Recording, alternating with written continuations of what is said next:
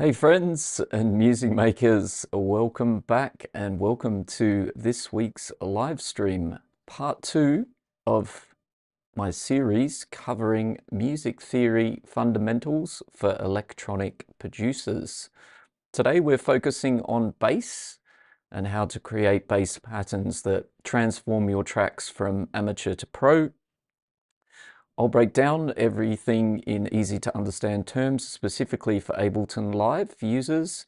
As always, feel free to jump in with any questions or share your own ideas in the chats. My goal here is to help you elevate your production skills and unlock your creative potential. So without further ado, let's dive into today's stream.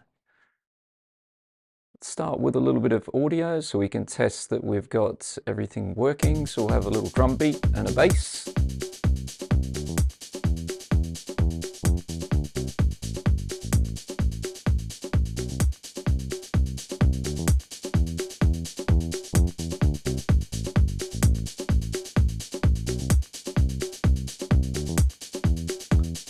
So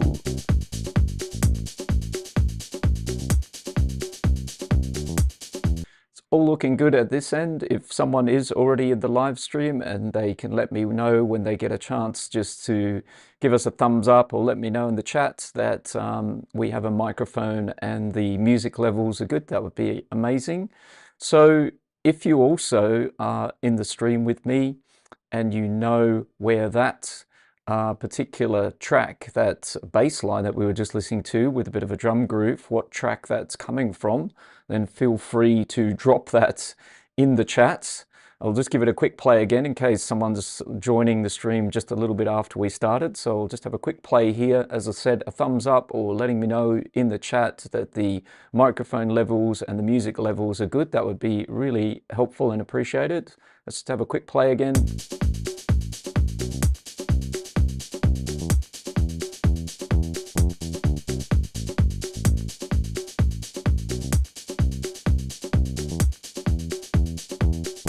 So from my side, it's all looking great. If you know what track that bass line is from, drop it in the chat there. I'd love to see if you know where it's from. So today we're doing bass. Last week we looked at rhythm. We're doing a little series on music theory for electronic music, all based around feedback from you guys and girls, the community, who answered a poll where I asked which elements of music theory do you struggle with?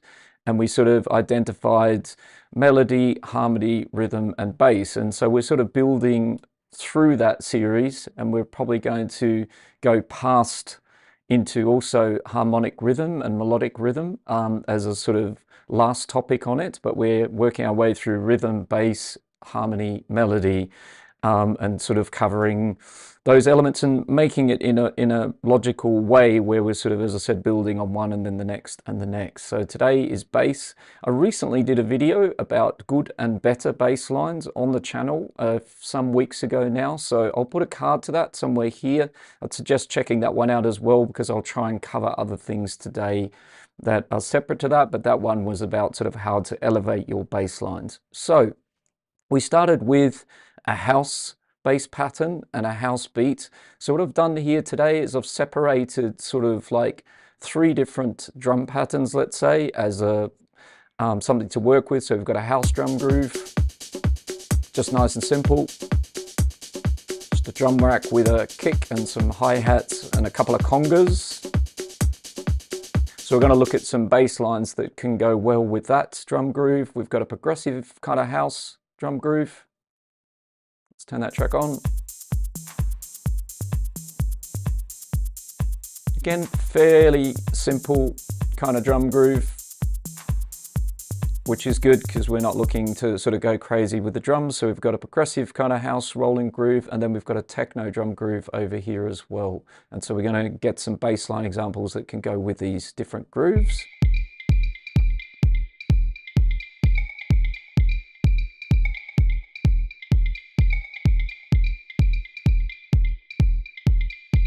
Great, so that's just to give you an idea of what's going on there. So let's maybe start with, if you're writing your bass line from scratch. So you're starting with a kick pattern and some drums, and then the very next thing you're going to do is add a bass line to those drums, right? So last week when we were looking at rhythm, and I realized as well we could easily with rhythm have a part 2 and a part 3, by the way, to that video.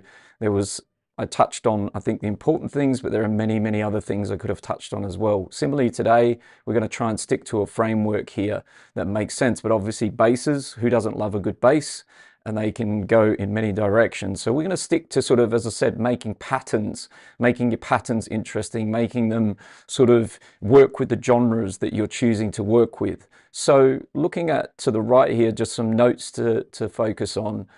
When we're thinking about basses and bass lines for our track, there's an interaction with rhythm. That's why this is the second video in the series, because rhythm is a very important relationship for the bass and, let's say, your drums, if it's drums and bass that you're using as your starting point for your track. So there's an important connection there with rhythm in the bass line, and also whatever sort of bass you decide to go with, that often decides what the genre of the music is and sort of the energy levels of the music as well, alongside the drums and the rhythms. So that's why I've got 3 different kind of examples of 3 different genres here that we can try and make a bass for. So that way we're kind of getting the concept that basses can be different depending on the genre that you're working with. So we want to keep that in mind, that those are decisions that are going to be made, as I said, as we go along. Kick and the bass, really important. It's a conversation that kind of, again, is part of the foundation of our tracks, right? So the conversation between the kick and the bass is really important. So if we just pop our house beat in here,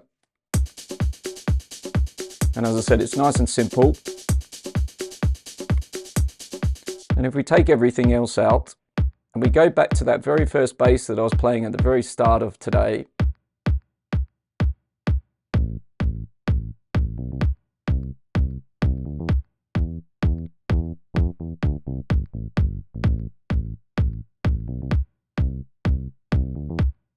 so some of you might know what that bass line is from, who's the artist and what music is it from. And what it is it's like a bit of a masterclass in lots of the different things that we might want to apply in our basses.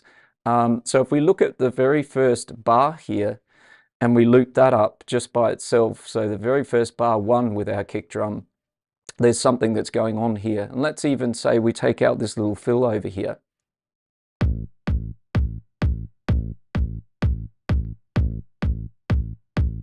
So again, if you are in the stream and you fancy having a go at who the artist is and who that bass line belongs to, they are legends in the electronic music scene for many, many reasons.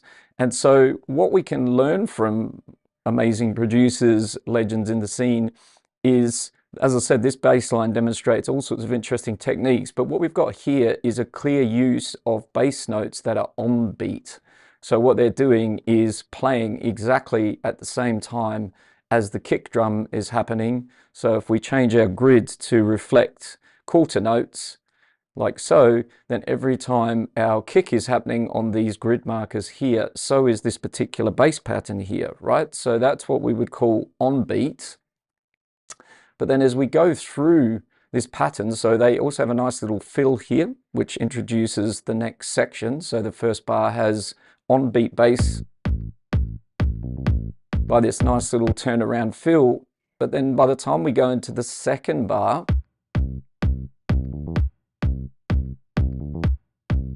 we're also on beat and we've also got a fill, but we've left a nice space here. So there's what's called a rest. So there's no note there and a kick, and it kind of, again, makes this bass feel a little bit different.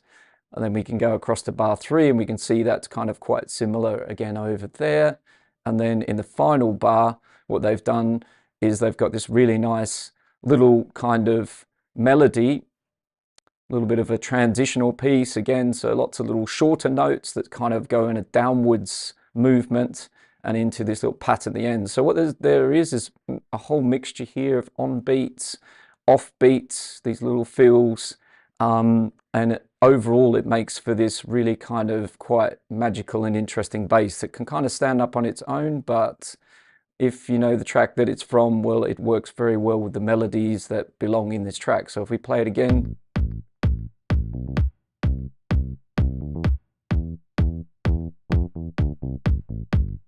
and by the way, if you're looking to make a bass line like that, this is just a simple preset from Ableton Live called the guitar bass. So if you were searching for it in your live browser, you would go Control or Command F and you can just type guitar bass, and that is an Ableton preset, and it's quite a nice bass preset, right, that you can use. You can grab that and drop it on your track if you're looking for this kind of nice guitar-y sort of, you know, sounding bass line. All right, so I just wanted to look at that particular bass for a second. It's Daft Punk, it's Around the World. It's a very, very cool bass line, as I said, that we can sort of unpick a bit and learn from it what's going on, and it's for house music. It's a nice kind of bass line that's going to fit a house track really well. So something else we might come across is, let's say, as I said, we're going to treat today a little bit like we're making basses without having much music already in our track, but this is a thing that you're going to come across as a producer all the time. Maybe you start with a bass line and a kick drum and you write like that, but maybe you already have a chord progression or you already have a melody and you're coming to the bass at a later point in time, right? So even though we're looking at that Daft Punk bass on its own, if we were to put it with the melody and the chords in the track, there's a real conversation going between all of that. So, you know, there's no hard and fast rule book about whether you start with a bass or not, right? So you might come and do that, as I said, at a later stage, or you might be writing the bass from the very beginning. So let's do a bass from the very beginning, and we're going to keep our house beat over here. And we're going to go for something sort of Daft Punk-ish. We're going to go for a funky kind of disco influence kind of bass line to go with our house pattern.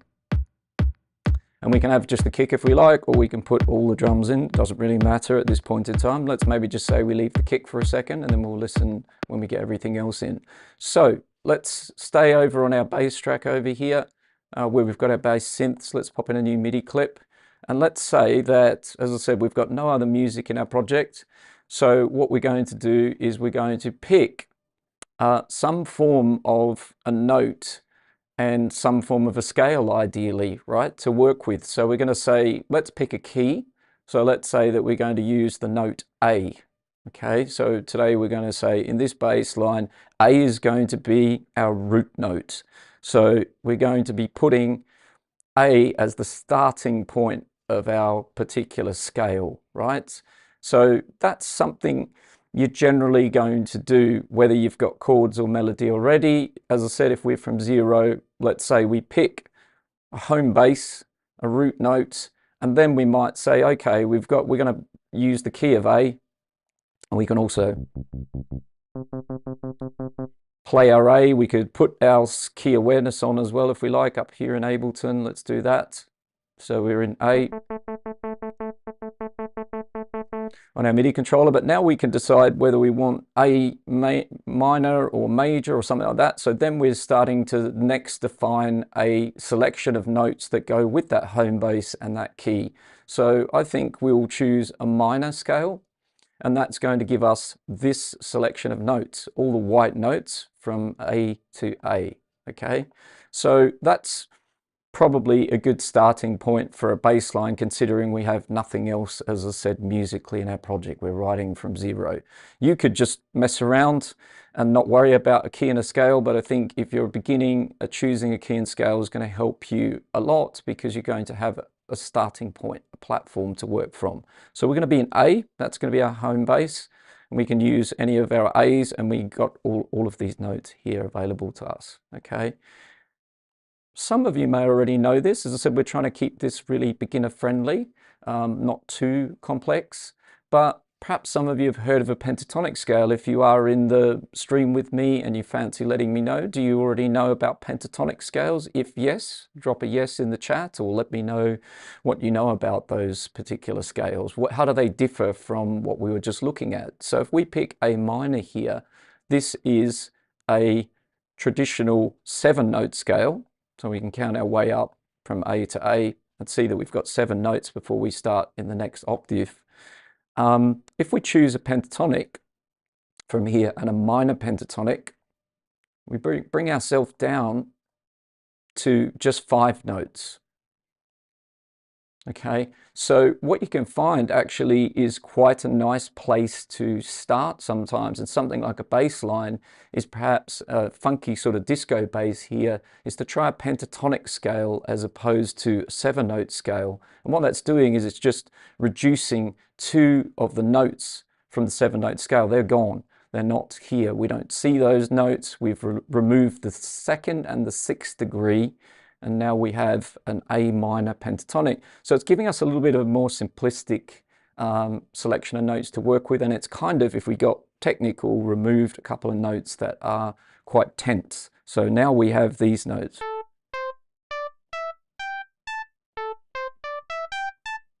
Okay, so let's say that we're going to go in A minor pentatonic, and we're going to be making a funky disco bass line to go with our house drum pattern. So we've chosen pentatonic, we've chosen an A. I'm just going to reset that because I clicked elsewhere. A minor pentatonic. Okay, now we're going to start building it, and then I'm going to sort of walk you through some of these different things that I've written across here. So let's get rolling and play our house beat. Hit play over here. And let's have a root note.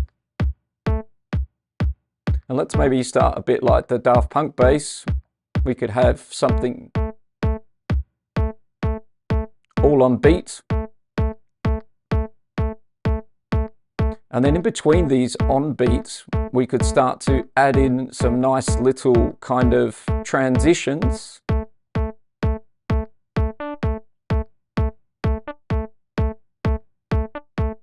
And we'll make that a really short little note. We might bring the velocity down a lot on that.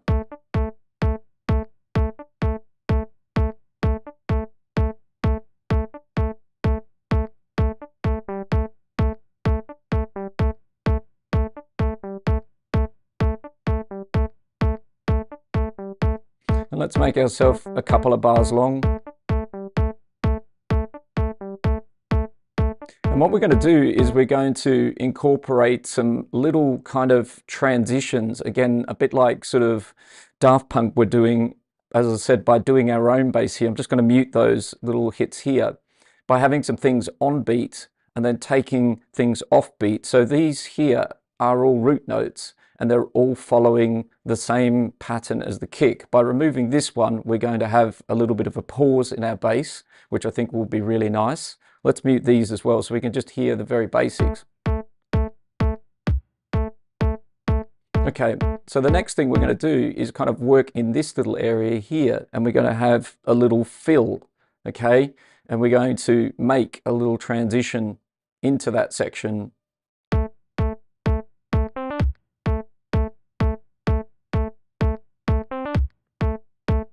So again, we could kind of repeat that over into the second bar. But we want to remove this one. So you can hear how big a difference that made already. So what we're doing here is we're using a mixture of on beat happening at the same time as the kick. And let's see how low we can go with this bass. Because it's a guitar bass, the synth patch, it's playing this, just so you can remember that, it's playing this Ableton preset, the guitar bass. And because it's kind of like a guitar bass sound, we can probably go lower with our notes here. So let's pitch that down. So let's go to the octave of 1 to 2, and I think we can probably even go lower. Yeah, that already sounds better. Let's go even one more octave lower.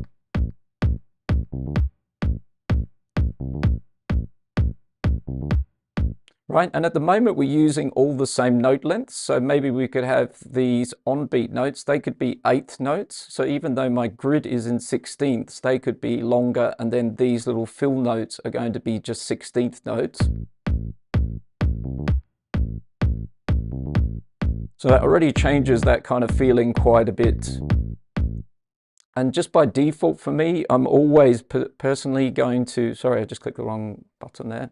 I'm always personally going to get some velocity into here. So if you watch my previous video about rhythm and this series about electronic music and theory for electronic music, straight away for me, we've got rhythm going on here, but I also want to get some kind of feeling into here. So let's do Command A to select all the notes. Let's randomize our velocity a bit. Not as extreme as that, so I just sort of click it and then I bring my value right down, so it's just got a little bit of velocity there.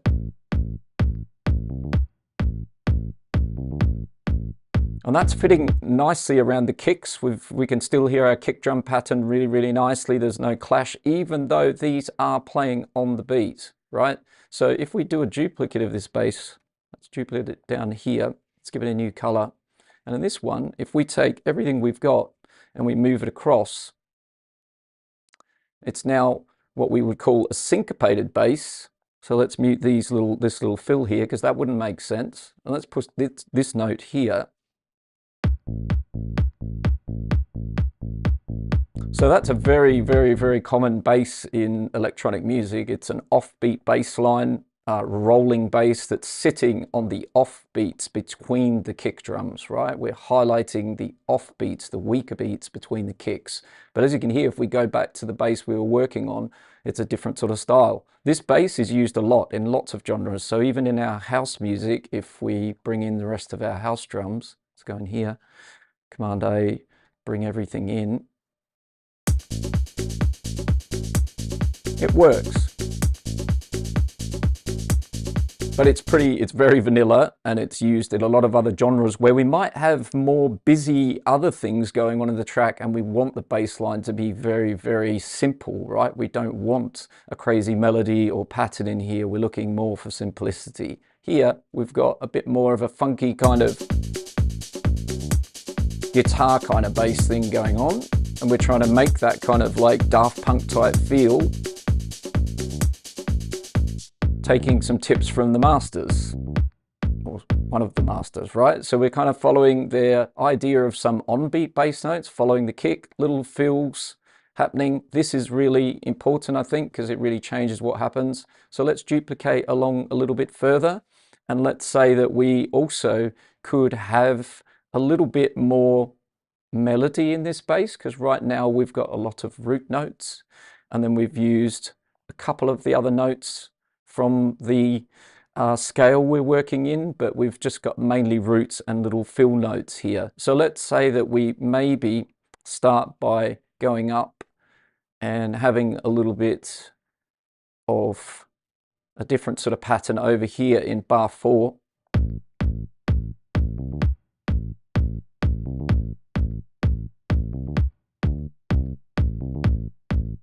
And then what we could do at the very end here is again sort of have our own little transition here that's different to everything else we've got so far. So let's maybe do a little downwards sort of transition between, again, some of the notes from the scale, sticking with our minor pentatonic, so just 5 notes we're working with here at the moment.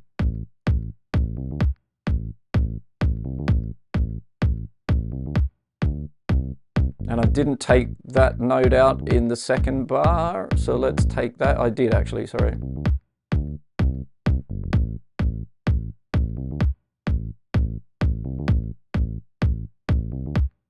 Now, there's something else that's quite good with this bass line, or this particular synth, this guitar bass, and that is that if we sort of get under the hood a little bit of it, again, it's just an Ableton preset, so you can grab it from the library as long as you've got Ableton Live. It's been around, I think, since quite a lot of the versions. If we sort of just click into the operator and have a look, there is glide here, and so I'll pop into this envelope here. We can see sort of glide. So what that's going to mean is that if there are 2 notes kind of overlapping and really close to each other, we're going to get this bendy sound. I'll do it on my controller.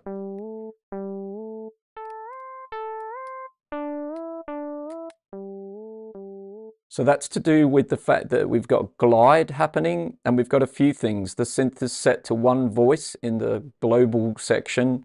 So as I said, if you're not a synthesis expert, keeping it beginner friendly, if you use this preset, it's already set up that the notes will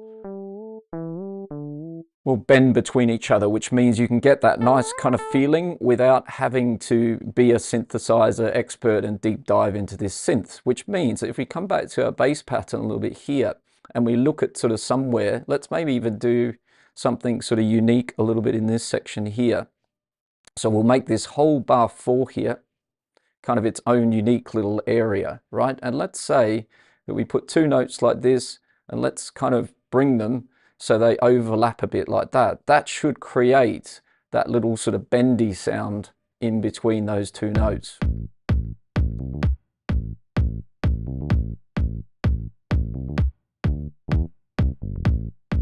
Right, and I think we can have another note back here then. Nice.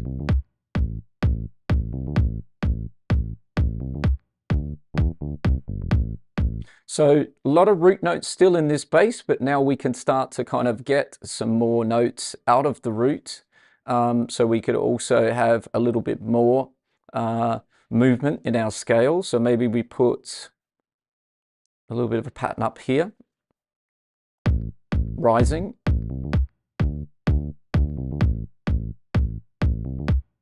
And maybe we rise here as well.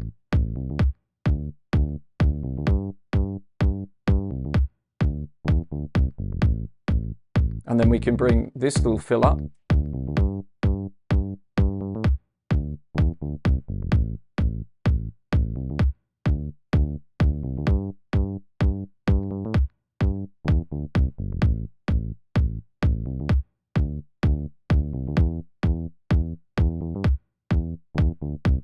Nice. So we've gone straight away there. I probably should have done a before and after with what I've just done, but let's do that. Let's take our rolling bass further down and let's duplicate that little clip there. And then let's kind of put these back a bit so we can do a bit of a shootout. So if we put all of these on the root, coming back down, and let's make this fill here. So we can do a bit of a comparison. Let's color that clip a bit differently. So that should have been pretty much like it was. So we're in A pentatonic minor, A being the root. So this is traveling a lot on the root. We've got a little fill using other notes in the scale. And then we've sort of done a bit of a flourish here, right? We've done a little bit of a kind of pitch up and then walked down with the bass, right? But in this one, we're now starting to build our own little progression where we've moved up through the scale. So let's have a listen to those. Let's do the pink one first, being the root note one.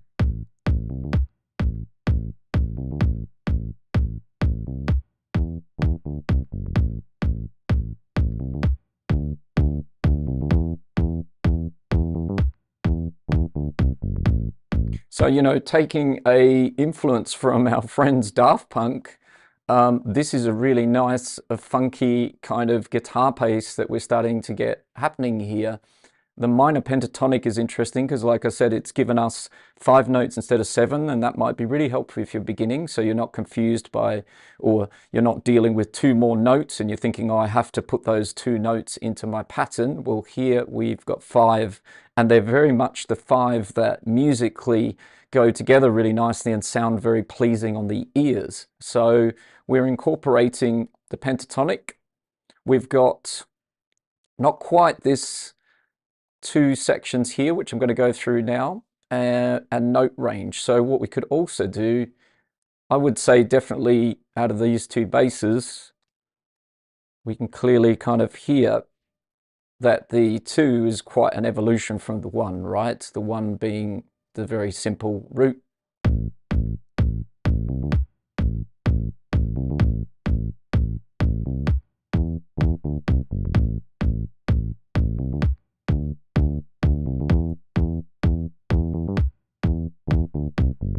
And I'm not exactly the same as Daft Punk. I think they're around the world tracks in G or something, different key, different, differences going on, but we've kind of got there reasonably quickly thinking about things that they do, which are these little fills and some sort of progression through the scale and some on beat notes and this pause here.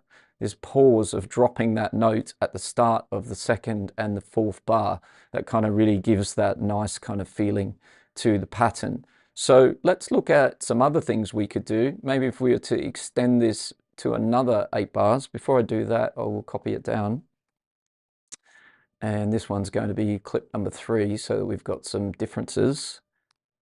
Right now we're making a funky disco house kind of bass line with a tip of our cap to the maestros that are known as Daft Punk.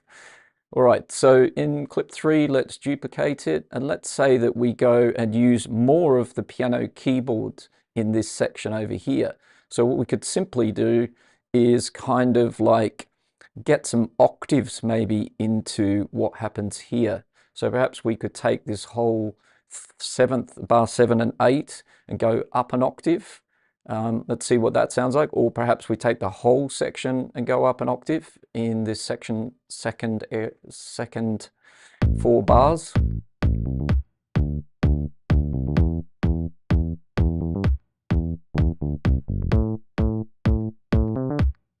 Okay, so that could be interesting up there and then back down. So maybe we'll just use the up octave at that little transition there. And what we could do is take these fills and let's flip them. We can use Ableton's envelope to help us with this. So we can just highlight them, pop over here and just go invert. That's going to do that for us. And then we could just bring these down and we're kind of making a nice little segue down into here.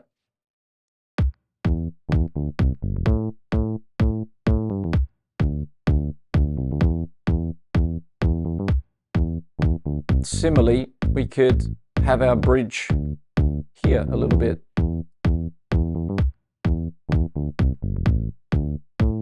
That's a little bit too much of like sounding like climbing up through a scale. So let's see if we can kind of create another little fill or two here.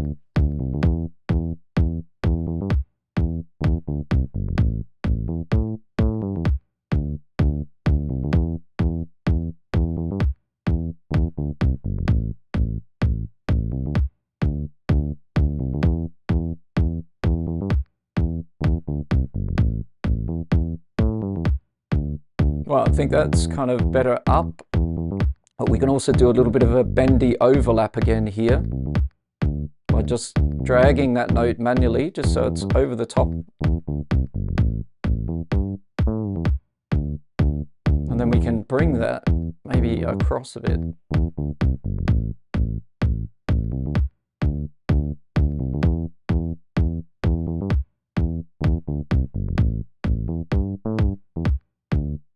Nice.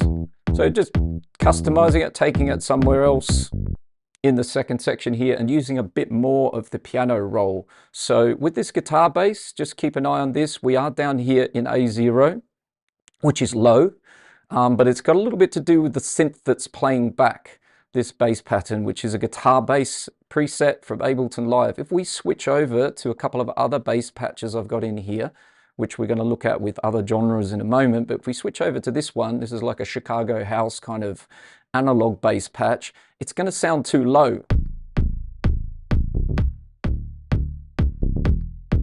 Right, so watch out for that, because if depending on the bass sound you choose to play this pattern back, I think the guitar bass does a really good job of this kind of style of funky disco kind of house bass. But if we want a different bass patch to play that, we might need to select all those notes and go back up an octave so that it's not too low for the synth.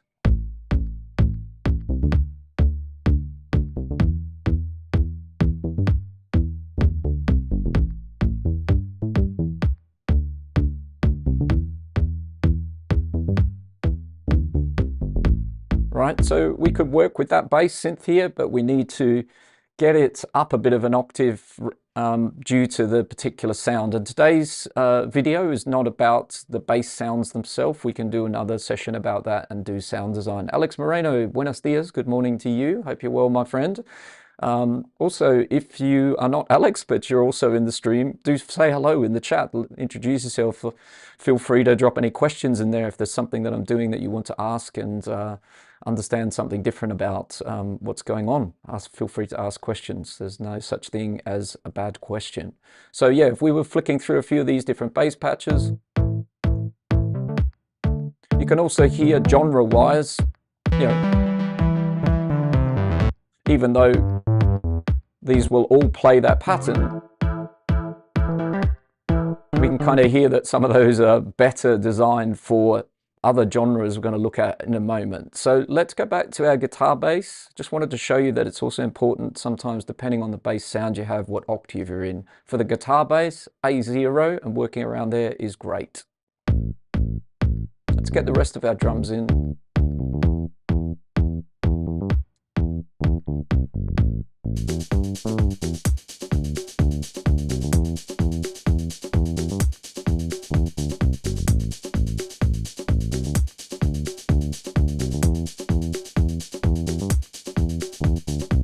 So let's say we're doing a shootout from where we started, which is this clip here with lots of root notes, a little bit of a fill or two, and a little custom transition at the end.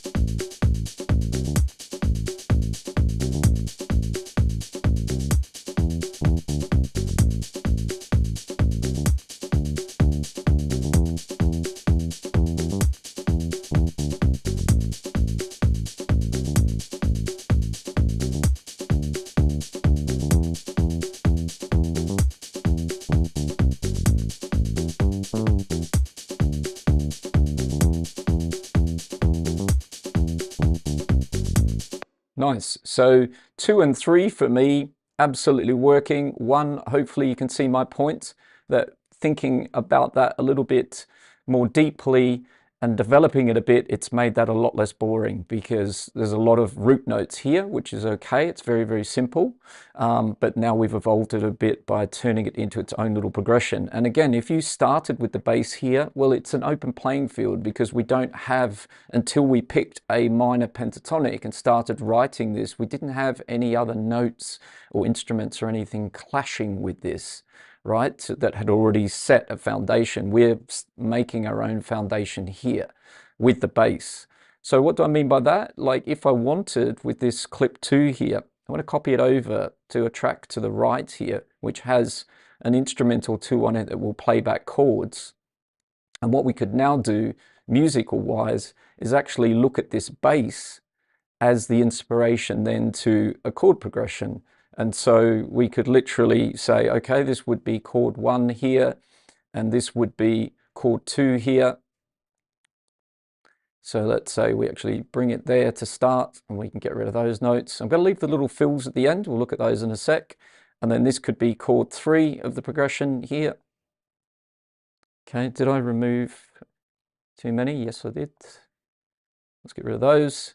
And then we could, again, perhaps have more than one chord over here, because we've got this kind of interesting kind of flourish that we do at the very end here. So maybe what we'd do is write it in one of the notes in the scale, or we could even use something that we're not using over here. So we're going A to D to E. So maybe here we would go to C as the tone instead of back onto the E again. So now we could kind of like basically take all of these out. Let's say we take them all the way to the fill, as those fills might be interesting to keep, which is what I was thinking there. Let's bring the C all the way over here. And we'll do something like that. And now we could turn these into triads that are in the scale. Play and skip and play a note in the scale. It's the pattern I'm using here. Okay, something like that. And now we've got a basic set of triads, a chord progression that's kind of been inspired by the bass. So the bass has written the chord progression rather than the other way around, where you might have started with these chords here, and then the bass is the next part that you're developing with that. Let's have a listen to what this sounds like. I can already probably visually tell it's going to need some work. It's also too low, so we need to bring that right up into, say, the middle of the piano. So let's say our root A here plays A3. Let's see what that sounds like. It could be A2 or A3. Let's change our synth.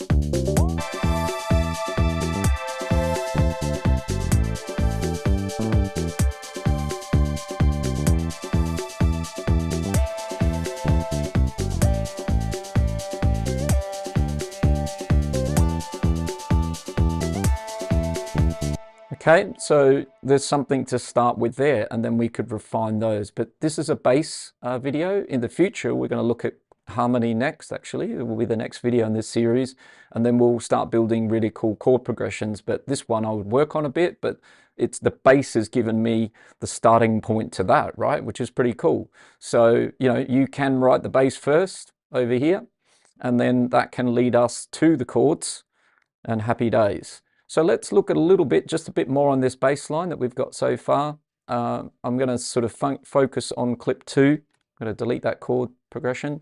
So this is our clip 2, the main sort of bass.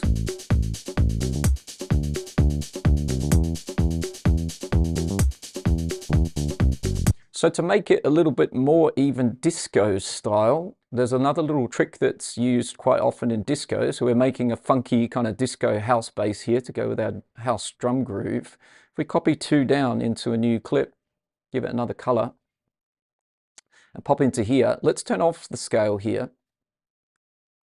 So what we can do there is we can kind of see the notes in between, right? We can kind of expose that there are, you know, obviously notes that we're skipping here that aren't in the scale. And sometimes what you can do is add some little notes from outside of the scale to make a little bit of the movement. They're called approach notes, or sometimes leading tones, and they're going to make some of these maybe little fills or transitions a bit more potentially interesting because they're not in the scale. So let's say that we, instead of going C to D, we go C sharp to D up here as the movement. And maybe over here we go into the E flat over there instead of the D sharp. Let's have a listen to that.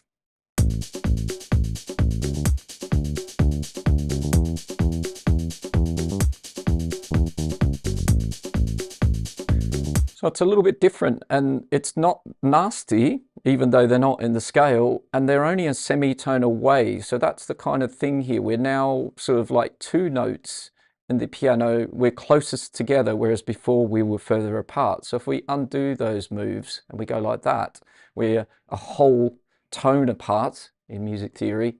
Whereas if we move those closer, we go into just a semitone apart. So let's even make it a bit more obvious. Let's pull this note back here. Let's go the C, then we're going to add another C, and we're going to add that little tone up there. And we're going to do something similar over here.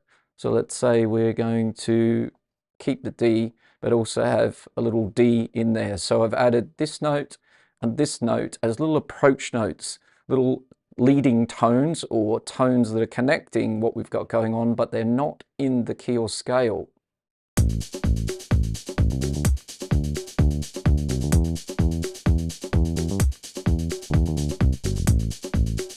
They definitely add quite a lot of funk. Let's bring the velocity down a bit on them manually.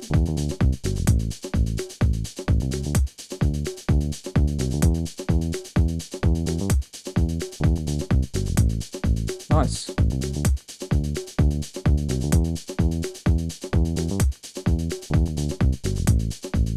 Let's maybe go crazy and have another one here as well.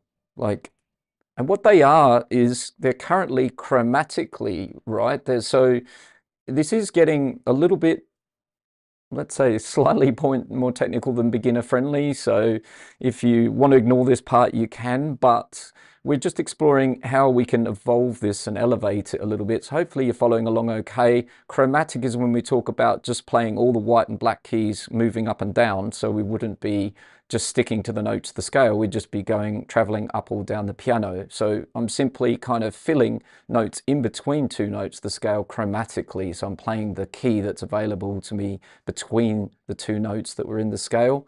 And similarly over here, I've done the same thing. I've added 2 notes chromatically going down that were in between the notes in our A minor pentatonic.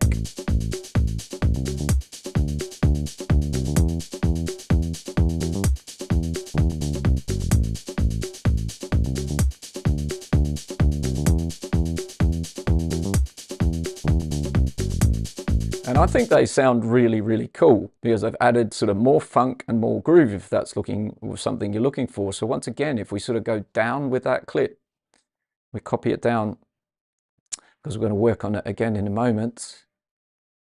Another color, we'll call this one 4. 3 is just the extended version of 2, by the way, with using more of the piano roll. So we used more octaves, we went up, so that's another tactic here. So this is clip 2, but clip 2 became different by changing and using more of the piano roll. So another tactic here of how to get your bass and elevate it. So back to this clip 2, we've got the diatonic, they're called. So that's all these little notes in here that we've added. They're not in the scale. So if I click scale, you'll see anywhere we've got this black line here, it's telling us that's not in scale, and nor is that, and nor is that. And we're using those as a approach note or lead note to make this bass kind of funky and travel between the notes in the scale, and it just adds something that's quite nice, I think. So let's have a little shootout. Here's 2 without the approach notes.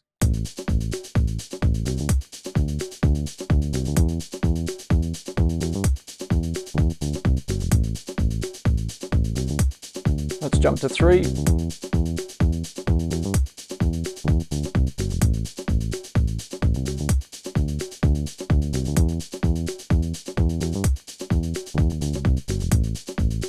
So you can really hear it just kind of adds more groove and kind of adds more feeling. So these are pretty cool, and they're not in scale. So sometimes we panic and think, oh my God, that's not going to sound very good because they're not in our scale, but actually they sound good, and they're used a lot in disco and funky music, particularly disco and real guitar players. They're doing little things like that. They're using these approach notes to move between this note and that note.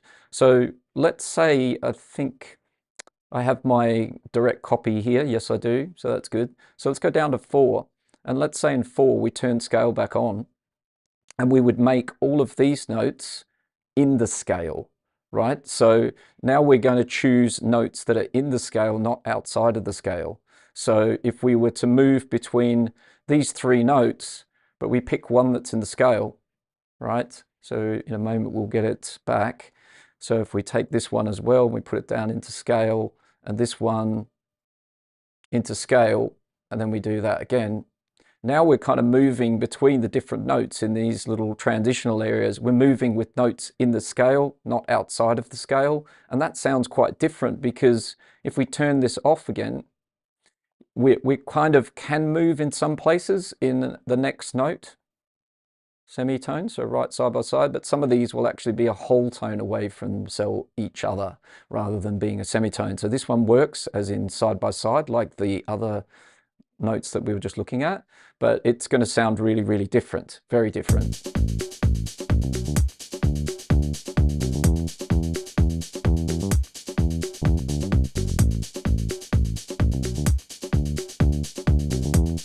But they're all in scale, so we could say, oh great, nothing out of scale there. But as I said, the only one that's kind of chromatically moving, that is in the nearest note to it, is this little pattern here. The rest of them are jumping in whole steps, as they're called, where we've got a note in between. So if we go back to the pattern we were just doing over here, where we added notes outside of the scale, so we've got these chromatic movement right next to each other. We've got these cool kind of little groovy fills.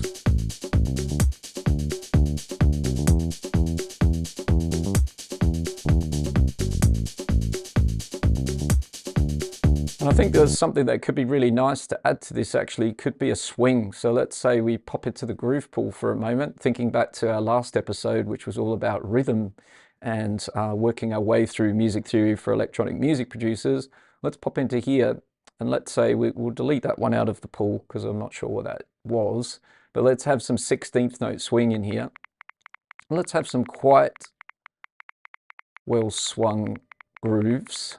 So a 59 16th note swing, maybe something even heavier, sticking to 16th swings. If you're not sure why I'm picking these ones, as I said, a really great thing to do to go back and watch part 1, where I go into all of this. I explain what is swing, what is syncopation, all the good things about rhythm that you need to kind of know if you're starting out your journey. And even if you've been doing it a long time, it's good to check in and make sure you understand what all these things mean. So what have we got here? Actually, let's say we want some logic swings.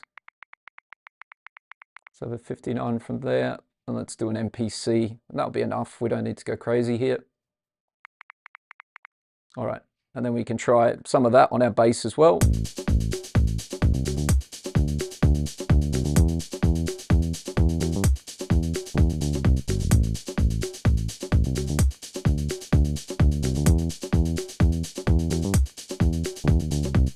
And I quite like that one, which is just the 16th swing 59. Nice. So there's a kind of disco house funky bass that's applied the concept of, as I said, from the legends Daft Punk. We're sort of looking into their locker and looking at things they're doing. We're sort of taking a pentatonic, A minor pentatonic scale. That meant that we shrunk our scale from traditional 7 notes to 5.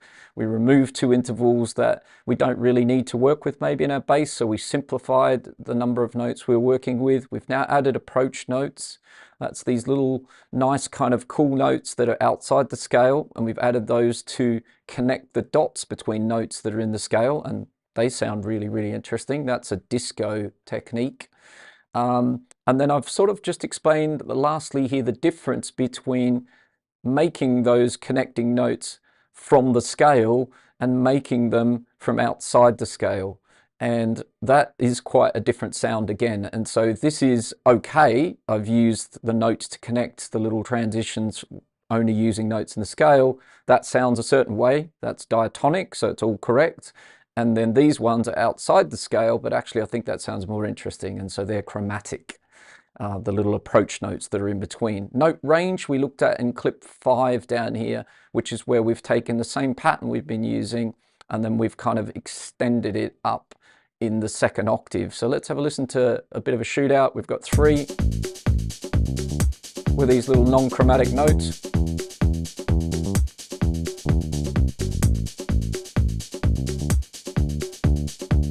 A 4 is approach notes, but diatonic ones, in scale notes.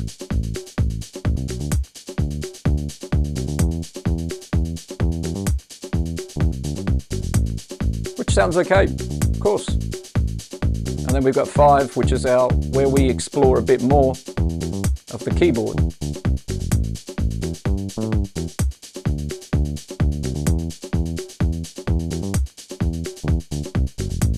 So if we just looked at this, for example, we could spice this up a bit in this area here in a transition. If we take off our scale again and we look, there's absolutely a note crying out there, you know, to connect that, and we can do it again basically chromatically, so that we're again taking a note from outside the scale we're working in, but it's going to give us that nice little disco approach note there to connect that.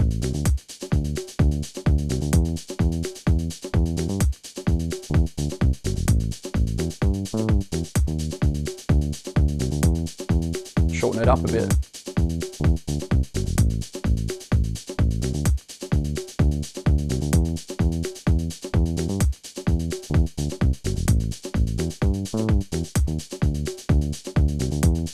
And we'd bring the velocity down a bit as well on it.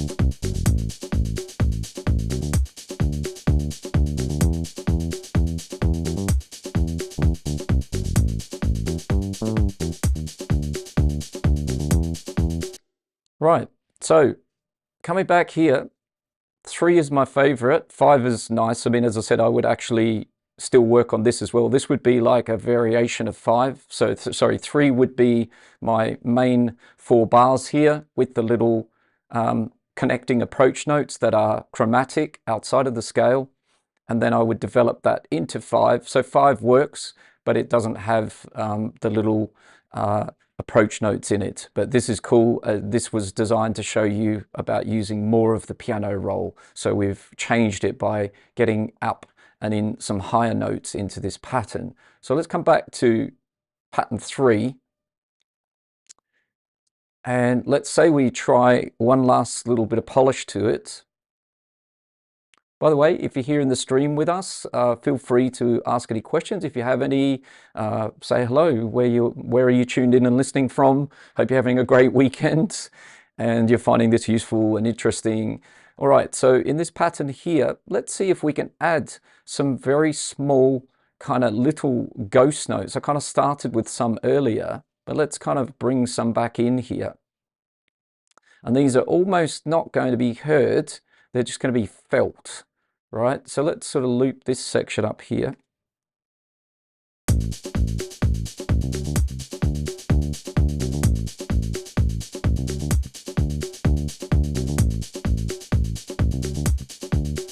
Nice, and you sort of get that little bit of groove. Let's copy that elsewhere.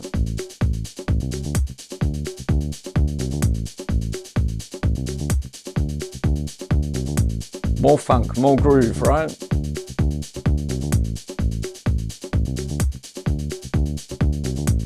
And again, for guitar players and bass players and stuff, they're called dead notes. I like calling things ghost notes because they're sort of more felt than heard. And the way we're doing it here in Ableton Live with these ghost notes is we're getting a very, very low velocity. And you can sort of think that it's not something that we're hearing so much, it's something that we're feeling. And of course, again, they can be kept in the scale. So I'm using notes that are in my pentatonic scale, but again, you could try notes outside the scale, but they're there for feeling. They're sort of adding some nice groove here.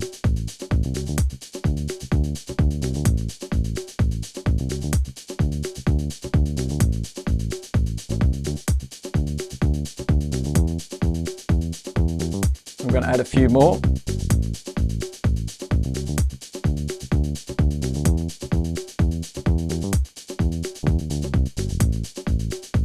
Let's try a different pitch as well.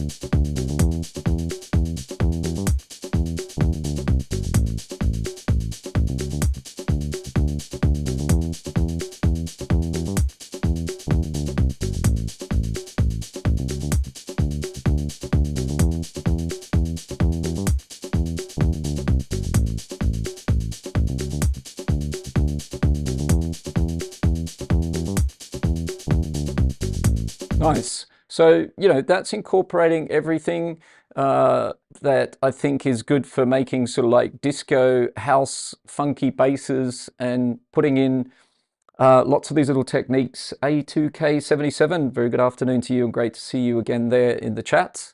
Hope you're doing well, my friends. So yeah, funky house, disco, Daft Punk, as I said, if you spotted the influence there of who influenced this kind of idea here, the techniques that are going on, it's a nod of the cap to Daft Punk. So over here we have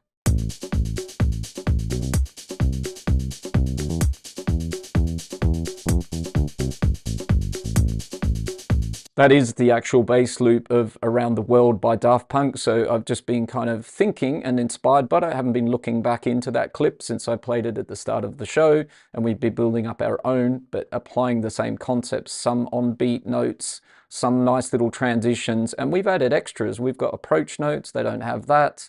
They're outside the scale, so we've sort of spiced it up and made it our own.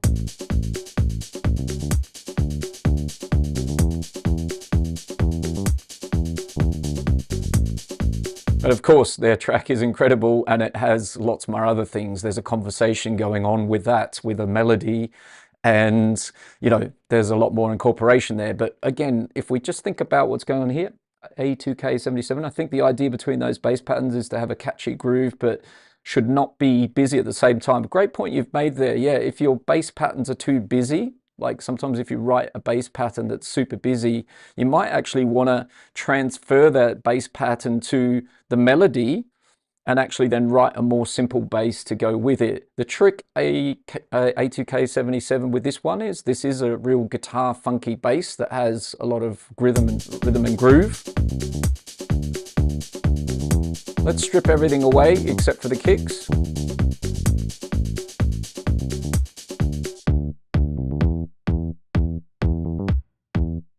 And let's say we go back to the pattern and we take out the on-beat notes.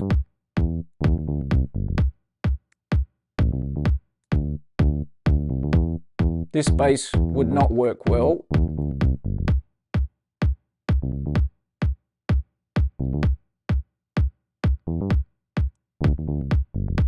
So this is an interesting bass because what I've done here is I've taken out all of the on beats, so that is the notes where the kick's happening, And that would be all that we have in this particular bass. That's what's called syncopating. So again, if you missed the first part in this series, part 1, it was all about rhythm, and we dove into syncopation and swing and things like that. So what we can see here, these notes are not on beat, and they're little fills that happen syncopating on weak beats and in and around. This one here technically should be out as well.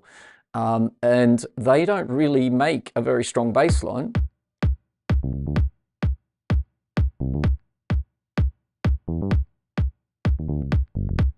But if we were to add another bass, so let's say that we do have here a very simple offbeat bass line over here.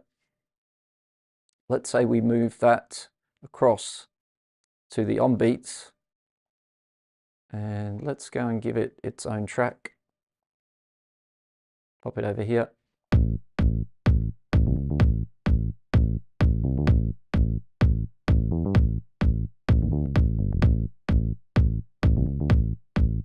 So it would be possible to incorporate perhaps 2 basses here is the idea that I'm thinking, but if we come back to where we were so we don't get too far off track, it shows you that for this particular bass, which I think is a really interesting one, because I write a lot of my music with syncopated basses, which is actually using notes that are not on the beat, in and around the beats, which we can look at in a moment. But this bass here, and what Daft Punk does that I can learn from, and I'm sure many of us can, is they're actually on beat quite a bit, and then they use little transitions and fills in between those. So we get this really nice.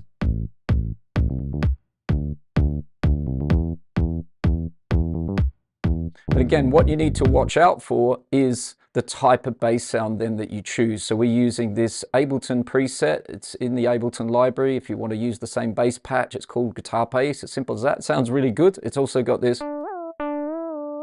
super nice glidey bend already in, which means you don't have to do that yourself. But if I start changing patches here, this is going to not sound as good anymore. It's too low there with this bass sound, so let's put it up an octave.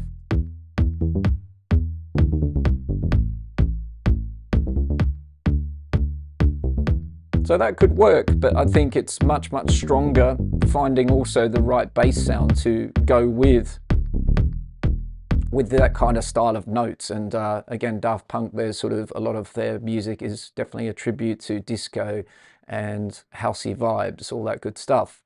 So yeah, let's kind of move on to something else.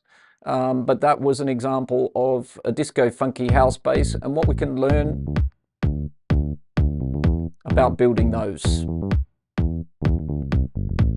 and applying lots of the good stuff that we've been adding there, the type of scale we chose, approach notes that we've used, using a bit more of the piano roll. That's the note range here that I've written to myself. So bunch of clips there, lots of good possibilities for your own kind of housey bass there. Let's now take a look at maybe if we were to do that very same bass, but we were to use a sequencer instead of actually kind of, you know, programming it ourselves. So that was programmed by scratch, by hand. Let's say we throw a sequencer into the mix. Let's just check as well that we're paying attention to what we want to pay attention to. We know that the bass is important, has a direct relationship with rhythm. Here we're just doing drums and basses, so if that's how you start a lot of your tracks, then this is going to be really relevant to you. If you start with the chords first, then you might be writing different. We'll look at that in the future. Also the type of bass, that's the thing we're really feeling here, that the one we built today, it kind of fits house music, right? And it's disco and it's funky. If we were to put that bass with a techno groove, it can work, but it sort of defines the genre a lot about what we've been doing there. Or if we do a progressive house drums, you know, so there are different basses that define your genre. So once again, that's that note up there, define the genre and energy. When you start writing a certain bass, it's going to potentially connect with the genre that you're doing. Kick and bass conversation, super important in my music, very important here. In this case, we were with the beat, but sometimes we're going to be in between the beats with a syncopated bass. Dotted and triplets we haven't looked at yet, but we can look at that in a little bit. Tension between downbeats and offbeats, but that's been going on in here. Okay, because we've got offbeats. We took away a downbeat here, So if we put that note in there, I showed that a little bit earlier in the stream, that makes a huge difference. It doesn't sound as interesting as pausing that there, having a rest. So that's creating that tension between on beat, and that's another track, a note that would be on the beat and on a downbeat, start of bar 2, but it's not there. That creates tension. So look at little moves like that, and then these syncopated offbeat notes, they're also creating that tension. So that's what that little note up there, tension, downbeats, offbeats. Walking stepwise, that's where we're making that contour move. So we've also been looking at that. This is stepwise, all of this action and this action, creeping up, walking down in the scale.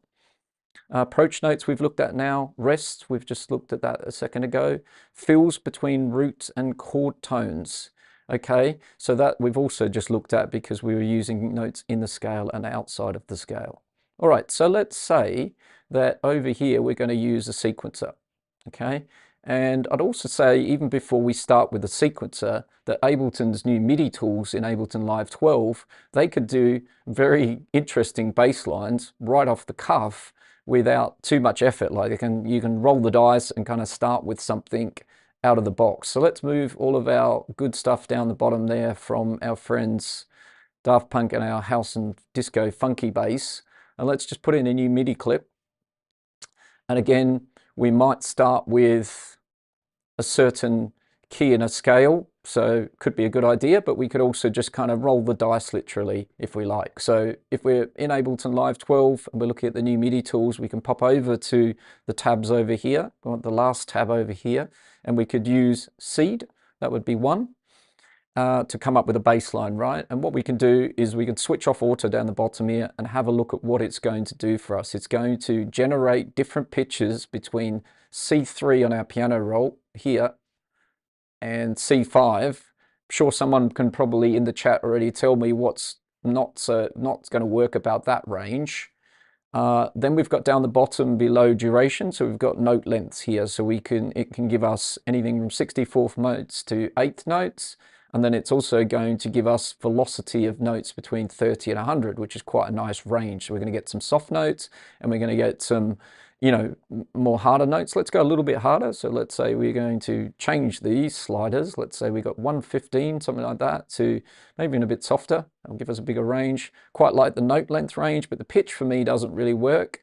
I kind of want to get down in the bass territory, right? So I want to be down here somewhere in my pitch area. So I want notes that go from, yeah, low down to higher up in that range. Let's go back a little bit, just because that's got a little bit scrambled. Let's do that again. So let's say we put this in now. Let's turn it on.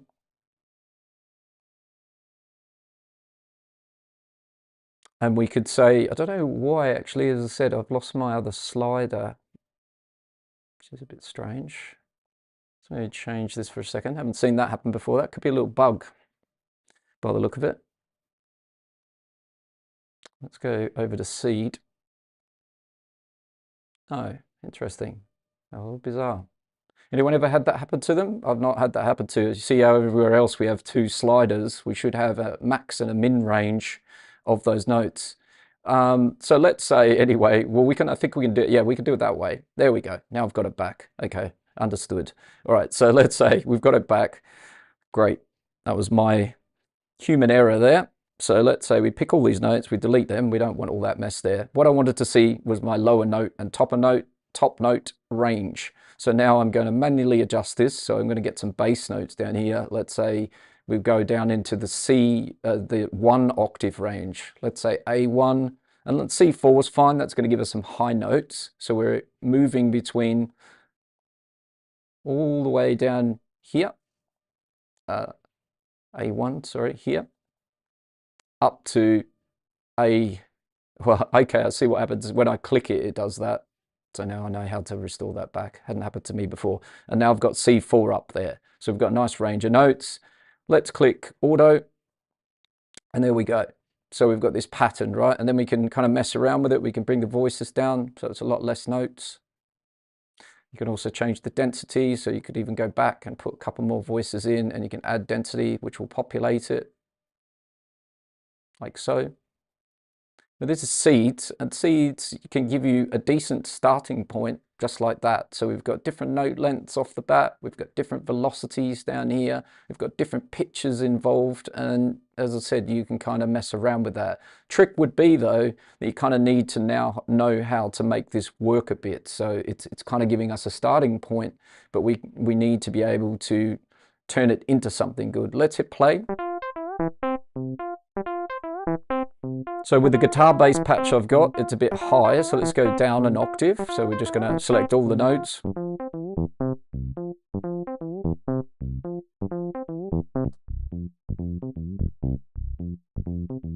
That's actually quite cool in itself, right? So that's a sequence bass off using seed. Let's bring in our drums.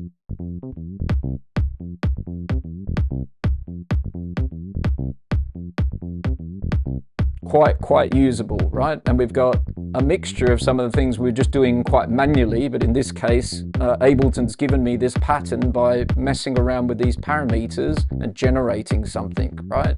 And what we've got is a mixture of on beat, some syncopated notes, which is cool.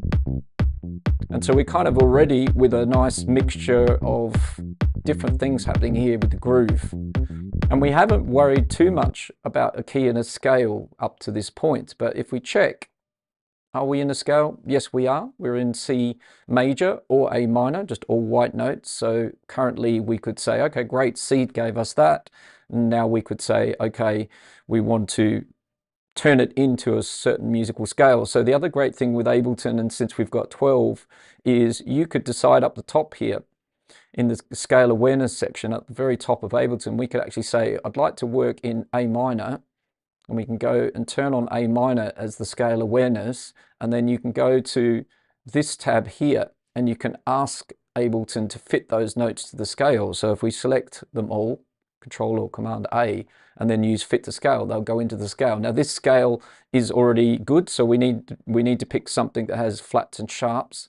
So if we were to do F minor like this, it will now move the notes into that scale. So, you know, seeds is quite powerful because you can start with that, and as you can see, come up with something quite fast without all the things that we just looked at. So let's just go back a second to A minor. There we are there. Let's just turn that on and off, just make sure we're in A minor. So here we are with the seed generated bass.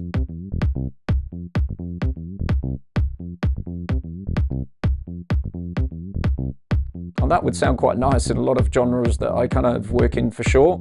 And we could sort of start to add some things into this that we just learnt in our previous bass that we were building. So let's make our grid a bit smaller in the background.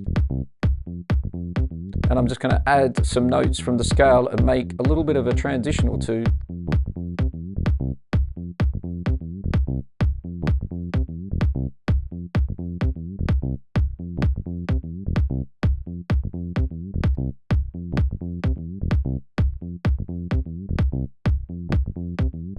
Let's maybe actually come under here a little bit. Yeah, that's better. Let's do another one of those.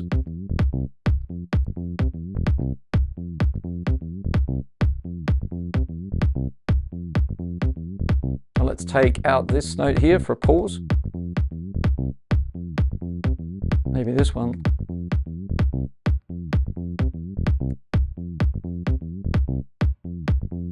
So just modifying something that Seed gave me. So this is Ableton Live 12's MIDI tools, the Seed. Gave me a nice pattern, and now I've just been using a few things that we just learned a second ago in our first bass line and applying it into here, as adding some rests, taking out some notes that Ableton gave me, and adding some little transitions. So let's also say if we're in A minor, we can do the same thing. We could turn off scale here, and we can have a look, and we can chromatically maybe add some little, again, extra little notes that kind of move between some of the notes in this pattern here that aren't in the scale. So over here we could have a little note that's not in the scale there, that's kind of linking those two things up. That will give us a little bit more funkiness potentially there. And we've got a few notes that are quite far apart here and there, so maybe we'll try another little one over there. So those little notes I've added, they're not in scale, but they're an approach note to give us a little bit more funk and groove. Turning the velocity down on those a bit.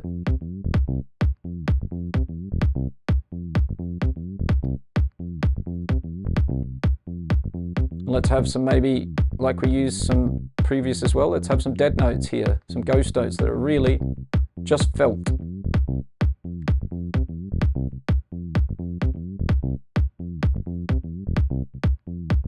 Nice. So you can add very low velocity notes like this, just for a little bit of extra groove in and around what you've got. And they're felt more than heard. You can keep the mid scale if you like.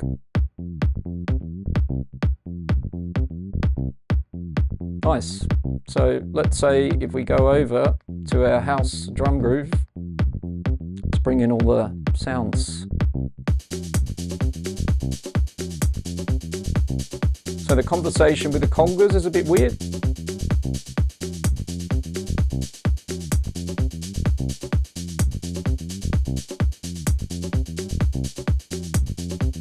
No, it's okay, actually. Just needed to take them out there and have a little listen.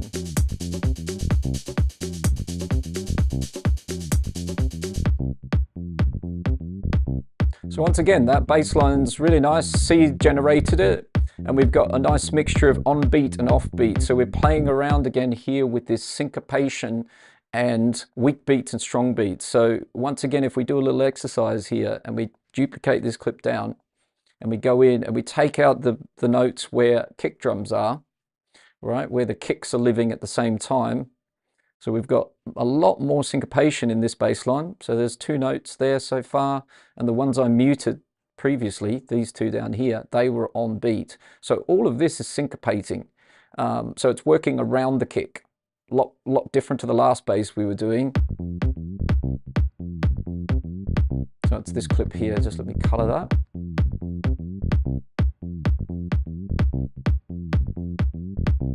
So every time a kick happens, so we can actually do it. Let's bring it over here.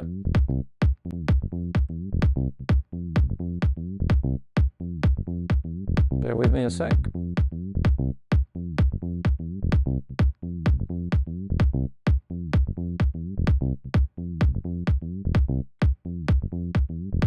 So you can see the blue is the kick, where it's happening, and this pattern's all working around those notes. They're playing in between. So that's a great example of a syncopated bass line that isn't relying on the beat, playing on the beat much. It's playing in and around those beats. Okay. Quite different to the last one. So we go back to our last bass.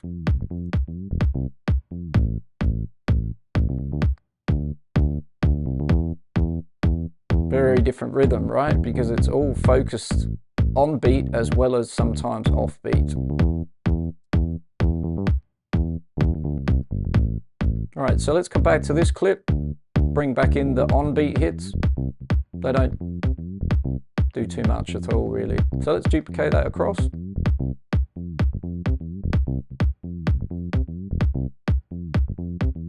So again, we could maybe use a bit more range of the keyboards, the piano.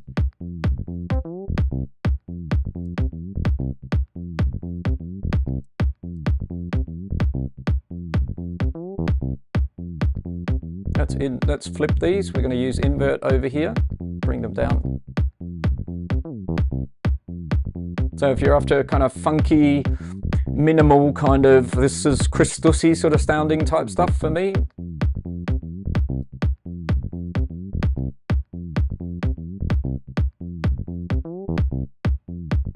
Got a really nice bass line out of Seed. And if we change our patches over, we're in this funky guitar bass from Ableton, a preset. Let's try out some others. So what we have to watch again is how low our notes are. So they're too low for other patches other than the guitar bass. So let's go up.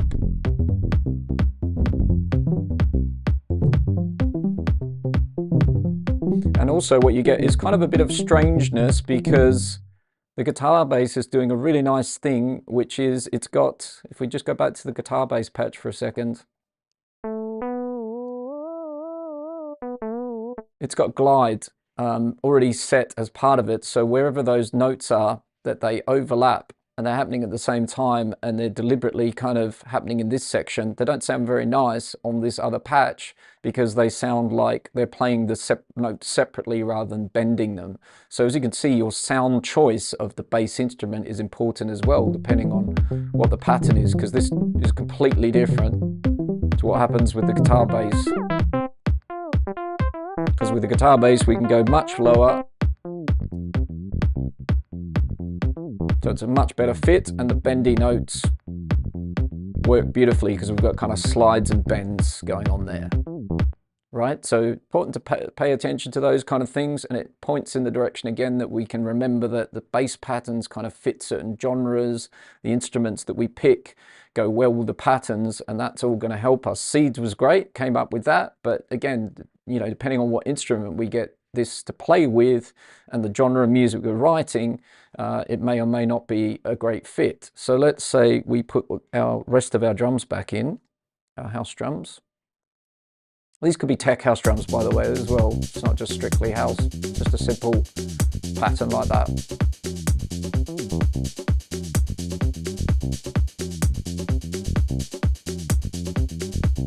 Alex Moreno, you have a favorite by the look of it, the basic fine line patch. All right, well, let's maybe try this patch out on that.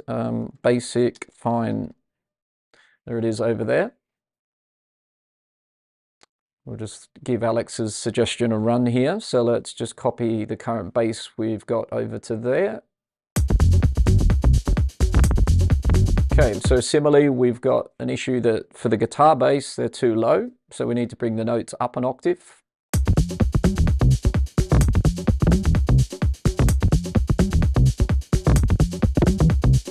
Then we've got the same thing, we're missing that glide and bend in the synth itself, but that's okay, because as I said, we could write a completely different bass pattern for this particular synth. But again, you'd have to go in and you'd have to understand how to turn this into a synth that can replicate that pattern with a new synth. I'll just do a quick modification here.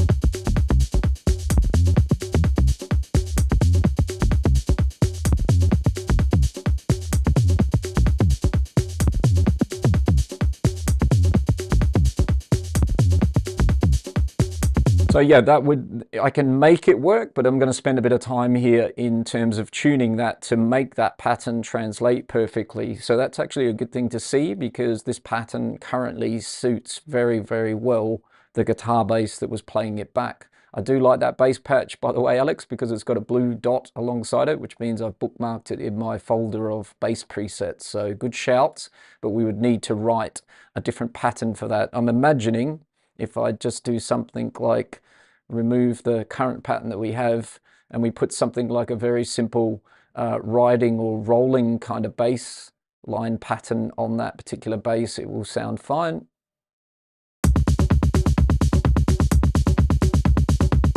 But we'd also need to, I think, even simplify that, to be honest. So let's say either offbeat perhaps. Something like that. But yes, it's a good thing that you sort of mentioned that, because as I said, I think it just shows you how connected a lot of this is to your decision making. So what I love about that is that seed in Ableton 12 that gave us that. But as you can see, we've had to we didn't have to edit it too much, as in we didn't have to take the notes out and add fills and things like that, but we do need to find the right sound to make that bass translate, and it fits a certain genre currently, which is kind of Chris Stussy kind of house, tech house kind of sounds. And then we've got our Daft Punk inspired before. All right, so let's move on to another genre. Let's bring out progressive house. Let's bring that over. So we've got some drums over here that are labeled progressive. Simple drum kit again. Pop those basses out. We'll bring all these clips down. Put seed there. Actually, I realized just before we move on to progressive, we could actually just look at this house one little bit more, because we've looked at seed, but there's also rhythm, and I'll just show you the trick with the rhythm as well. So these two basses here were made with seed. And do I need the white one anymore? No, that was just the muted notes at the top. So a bit of housekeeping so we know what's what. So let's bring that down. Let's just give that another color. So that was made with seed. This is all our existing funky guitar disco house bass line that we made at the very start. So rhythm is another one you can use in the Ableton MIDI tools. So let's take a quick look at that. We can make a new MIDI clip. We can go to the same tab as we did before with seed. This time we're going to flip to rhythm, and we're going to look at what's going on in here. Again, I tend to always switch these off while I'm sort of messing around with the dials or thinking about what my starting point is. So I can already see down the bottom here in the velocity range, I want a lower range of notes again. So I'm going to go much lower down there to sort of 30, something like that. So I can get some like little ghost notes. Not too much else here. Maybe the pitch again, if that's not low enough. G2, we're in sort of A minor. So let's say we start from A1. If we can find that, dial that in. There we go. All right, and now we can turn on auto. And we can start generating a pattern. Let's make our pattern a bit longer as well. So actually we're already here we want. So let's have a couple of bars. And now we can start kind of, what we'll do is we'll just begin again actually. So now I've got 2 bars, should have done that first up. And now we can just start sort of populating that with a pattern, right? And you can move your notes around, kind of. Let's say we put a simple sound on here for a moment. So we'll move off the guitar bass to this other bass, the Chicago house one. Let's pop that in.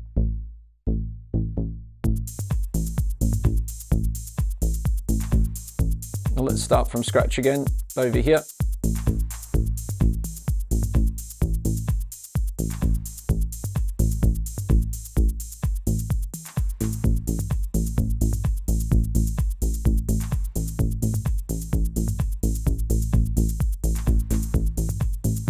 I quite like this. This is really simple.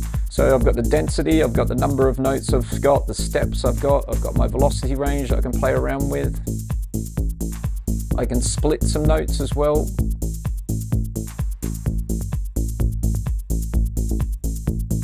Which can be quite nice. You can also shift the timing of the pattern around left and right, but I quite like where it is.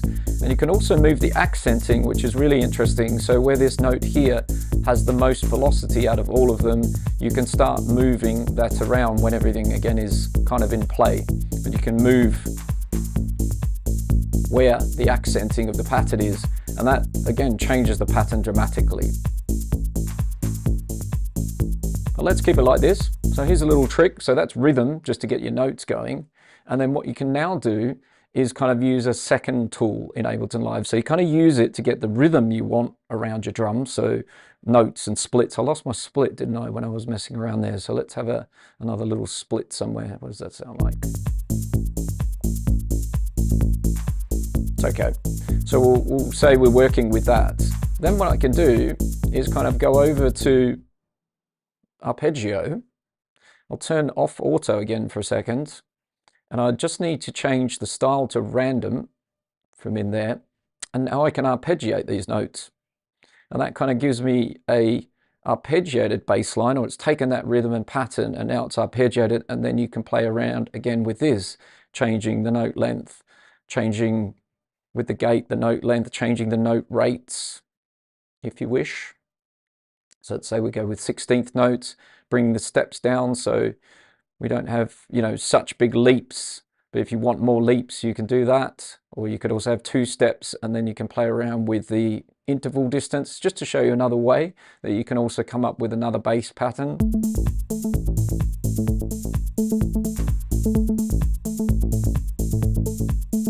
And here we've got a lot more, unlike the previous patterns, we've got a lot more things on the beat. But again, it could just be a starting point, and then you could mess around with things that you want to happen and don't want to happen.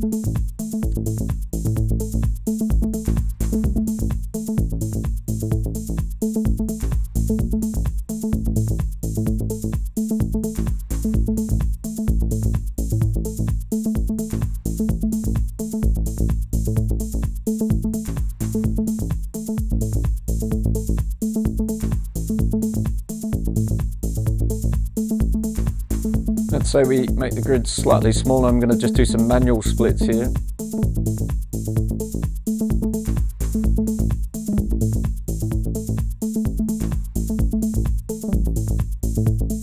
So this could be a cool idea for, say, melodic techno or something, a different genre. This kind of arpeggio sort of sequence bass that's got a mixture again of on beat and off beats. So we're talking a lot about that, but if we duplicate this down and remind ourselves in here, if we start taking away again beats, notes in the bass are landing where the kick's landing, then we have a syncopated bass that's going all in and around the kick. So just the moves that I've done in this pink clip, it's now a syncopated bass.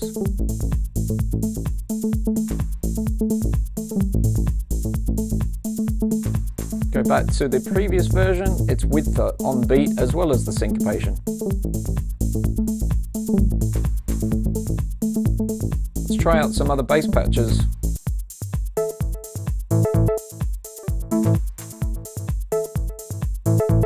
So as you can see, rhythm plus arpeggio could give you a nice starting point for, say, a progressive or tech house track or a melodic techno track where you're looking for this kind of feel that we've got happening here, bits.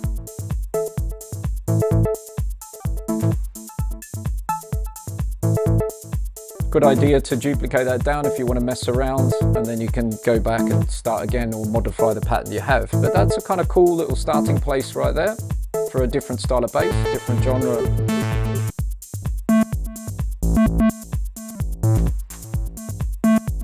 And it's currently with my progressive house kit. Let's move it over to the techno kit we've got here.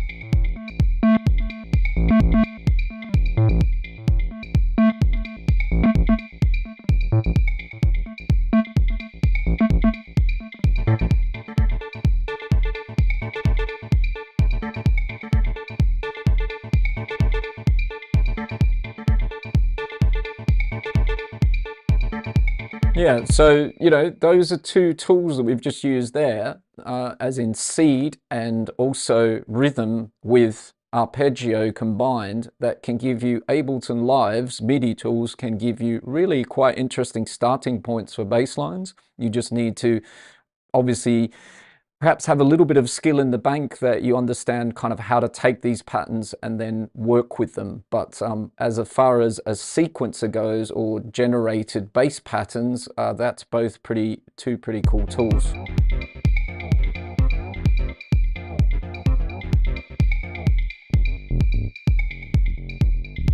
Yeah, it's pretty sick. That's the last bass that I did with the seed.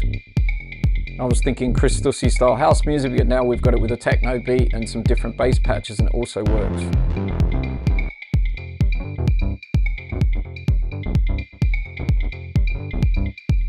So MIDI tools are pretty cool. What about if we actually use a sequencer itself? Well, we can most definitely do that as well. So maybe looking at the clock, we'll come to that in a moment, but the MIDI tools give you seed and rhythm some great ways to come up with some interesting bass ideas just collaborating with those MIDI tools. They're really quite amazing. So if you're really stuck or in a block or not sure where to go, you can try working with either of those methods I've just shown you there for coming up with kind of some interesting basses. But let's look at one that we might want to focus on, and we can, as I said, come back to using an actual sequencer to create those bass lines. And what I mean by that is going into, Ableton's browser over here, and there's a fantastic pack that came with 12.1 updates, I think. You definitely need to be using Ableton Live 12 and either 12 or 12.1. And in here we have a pack called Sequencers, and in there's this SQ sequencer, and I absolutely love it. It's a brilliant addition to Ableton Live as a toolkit goes, and it's a really powerful step sequencer, and we can make bass lines all day long with that. But again, we're programming that and saying, give me these results, similarly to what we just did with seed and rhythm with arpeggiator. That combination, those are giving us generative bass lines. So again, we can program this to give us bass lines and generative bass lines, but maybe we want to look a little bit more at still the basics, keeping it beginner friendly, not getting too technical and too carried away. We'll come back to that if we have some time. We can certainly, there are other videos on my channel where I'm using that sequencer a lot to make projects. We can come back and take a look at that in a moment, but I think this will be helpful for some of you just to stay on track here. So progressive house drum kit over here. Let's turn off our techno kit so we don't have both at the same time. Let's bring these actual clips down lower from our previous work. And what we want here is to sort of talk about, like, let's say that in this case, like everything that we've started with today, we began with bass from scratch. So we had no other music in our project here at all. We were beginning with the bass and making it fit with the house drums and the kick, and making different patterns for different genres and applying all these cool techniques for how to make those bass patterns sound really interesting and cool. So in this case, I want to do something different. So we're going to drag over this track we've got over here, and on this track we've got, similarly to the bass track, which is just basically, by the way, got a bunch of different bass presets here that we've been using for playing back the patterns and different genres. So I picked a few that suit different genres, essentially. Well, I've done something similar here. I've got a rack where I've just put some Ableton presets in here. So if you see any of these are Ableton presets. So you can, if you like the sound of it, you can ask me about the name or copy the name and check it out. It'll be in your browser as well. And by the way, if you're on the stream with me here, I hope, and everybody else, I hope you're enjoying it, and I hope you're finding it useful and beneficial. Feel free to say hello. Feel free to ask any questions if you have any, and I'll do my best to answer them. So in this case, what we're going to do is we're going to say that we've got some chords here. And these are the chords that we began with, and now we're going to try and make a bass to go with these chords. So let's have a quick listen to the chords. Let's put them in this patch.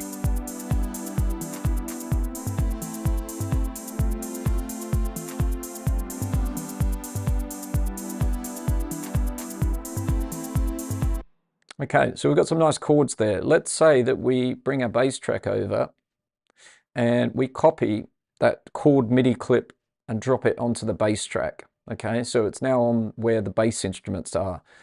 And very, very common, been around since, really, if you dig into the history of bass and music theory, bass is the most newest kind of invention almost of all the different elements, the rhythm, the melody and the harmony. It came a lot later because a lot of the early instruments couldn't translate and couldn't play low basses that we have now in our electronic music, sub basses and all these beautiful low bass lines we have. You didn't have that. You had a piano and you had cellos and maybe a double upright bass goes low. But this is before guitars and it's before synthesizers. And so the only thing that actually could really do low bass lines centuries ago was a church organ. Some church organs have the ability to go quite low in frequency. So traditionally, one of the most common things that used to happen, like as I said, how bass kind of started, was the left hand on the piano played the bass notes and the right hand plays sort of the harmonies and melodies, and the left hand was able to sort of, start going down all the way down the piano till you get down into that similar octaves that we're dealing with the bass and the kick. But eventually with the piano, it'll be silent even when you're trying to play some of these very, very low keys down here. It won't be generating any sound at all. It's just too low for that instrument. So one of the most common things that's been going on a very, very long time is that to take the lowest notes in a chord progression and copy it down. And so essentially you would take all of the root notes here of these particular chords in this chord progression, and you would bring them down into your bass instrument and bass octave. So we'd bring those all the way down till we get, down into the octave where we want our bass to be. And that might be 1 and it might even be 0. Again, it depends a bit on the synth that we're working with. But we're now essentially copying our A2 down to our A1, and then we'd be taking all of these notes above out because they're happening on our chord track.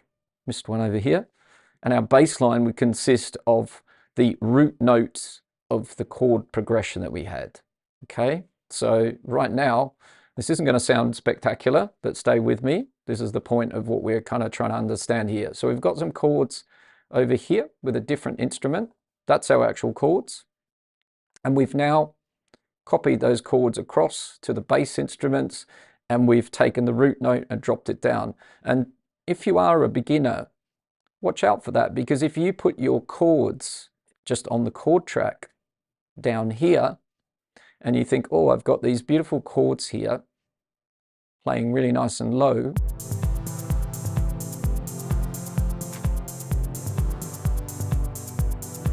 they sound good, but the problem would be that we haven't left ourselves really much space at all to kind of add a bass in here. There might be the potential to kind of like, as I said, have an A0 down here, but we're starting to get everything living in the same space. And so a great idea is to give yourself room to take that lower note, that root note down, and bring it into a bass area. So if we kind of like do what I've just done here, then that might work, but we might be starting to have a bit of a fight on our hands. We could listen to that in a moment, but let's take those out. So generally you want to give yourself, if you're going to do this, you're going to copy the root note of your chord progression down, then you want to give yourself room so that that can go into the octaves where your bass is. And my kicks generally living between 0 and 1. Again, we've looked at this on the channel before. There's a great video called Common Mistakes where people put all of their music in the same part of the piano roll on my channel. So everything's kind of living just in here, everything. And we want to spread it all out so that everything kind of has its room to breathe and space. So we've got this. And then we've got now the root notes over here following the chords.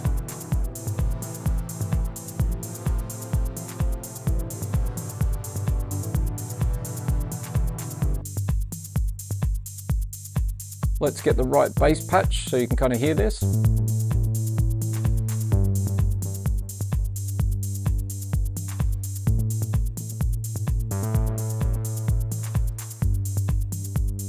Now we put our chords back in.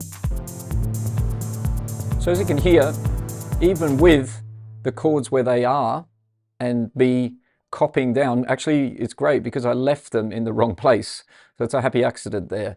So when I just moved them down just to show you what I was talking about, I kind of left them down too low. So they are originally, let me check in the other clip I have here, they're up in the 3 and 2 is the lowest note, A2. So I'm pretty sure now if I look at this, the lowest note here is A1. And I can hear that straight away. For my ears, that's a no-go. It's not going to work. So we need to get them up an octave. And now we could potentially use this root note bass with those chords.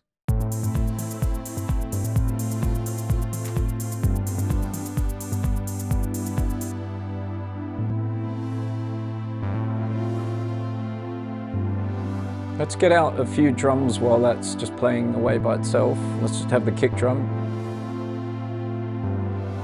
Take it everything out.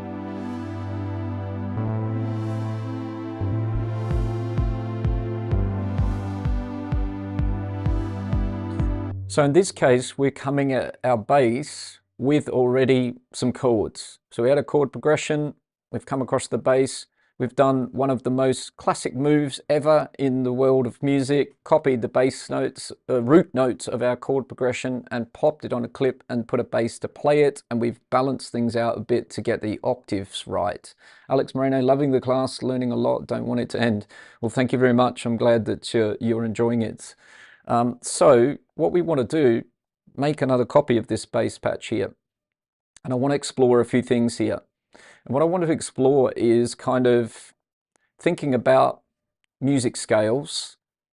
And let's actually, we'll give that a brighter color. It's a bit kind of bit dull, so we can't really see that. So I believe this is in A minor. So let's just check that again. We kind of want to have a look at our chords over here first. And if we turn on up here, scale awareness, and we go A, and then we go minor, and we turn on scale, all of these chords here are living inside of that scale. All white notes, all living in the scale of A minor. That kind of makes our life a bit easier to work with. So we know what key we're in. Home bass is A. These are the notes in the scale that we can work with. They're all white keys, which makes life a lot easier. And so that then means that when we get a bit cross over to here into our bass clip now, and we start sort of looking at this in a different way, we know we're in A minor, and we know that the first pattern when we copied over were the root notes, the same as what we're looking at here. So what I want to explore a little bit is that we can use other notes that are inside this key and a scale inside of our bass line, right? So for something a little bit different, let's duplicate this clip so we've got it twice. We could be exploring other notes in the chord other than the root note. So this is the root note, but it could play, for example, instead of the A, it could play the C there. So let's say we bring this particular note here. Instead of the root, it's going to play a chord tone, which is the C, and it's not going to play the root note there, but it's staying in scale and it's staying in key, and it's playing one of the chord tones in that chord. It also could be the E, right?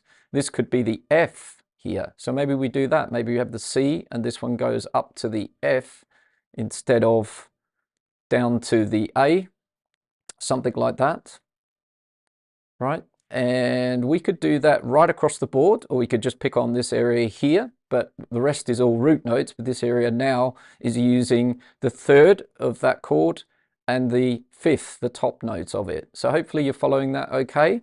I'm exploring a bit of a different bass here by playing around with using notes in my chords and scale, but not just making a root note bass. Here it's root note.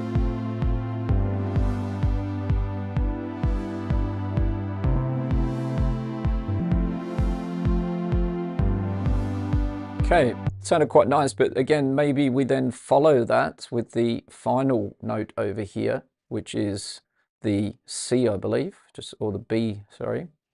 That'll be the B, yep. So let's say we bring this up to the B to play our B.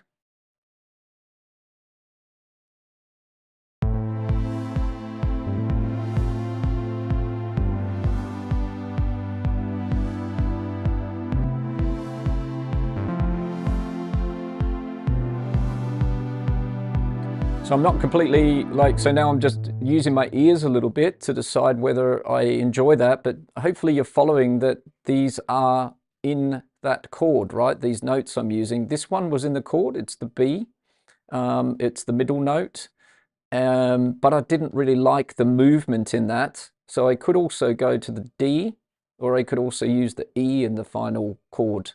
So over here it's playing the G. But in the chord, we've got sort of action on the B, and we've got action on the D, and we've even got the E here. So let's say we kind of split it, and let's say here we go to the D, which will sit nicely in between there, and then we perhaps bring the E here into play, which would be there. Let me just make sure I don't move that note. I just want a copy of it. Let's bring that down. So that would, I think, create a bit of a better progression here. So I'm sort of rewriting the notes, getting off the roots and turning it into something a bit different.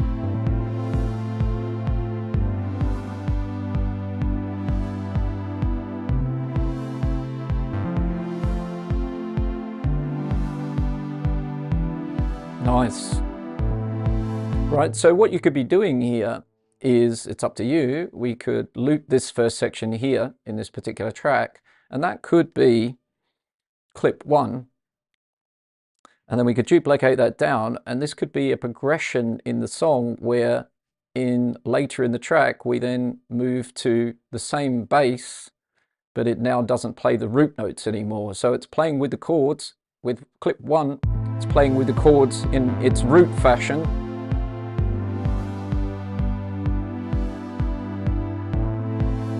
And then in clip 2, let's make sure that the timing's right because it came in not on the 1, so let's start everything together.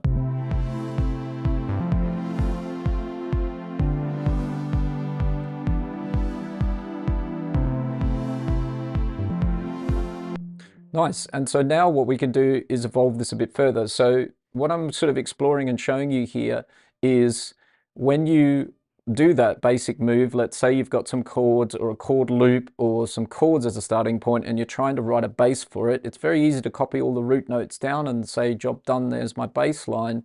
But it's nice to incorporate sometimes changes, and that is using chord tones. So we're accessing other notes in our chords, in that chord progression that's playing over on our chord track, and we're now using that in our bass line to make a new bass line that's a bit more interesting, a bit more spicy. And then we can take both of these basses, the root and the now chord tones, and we can start evolving those, right, as well. So they could be completely also, let's say we go in here and we now slice them up a bit. So the grid is eighth notes. So let's say if we just do Control E or Command E, once we've highlighted these notes, we don't have to do the little fill ones because they're already split.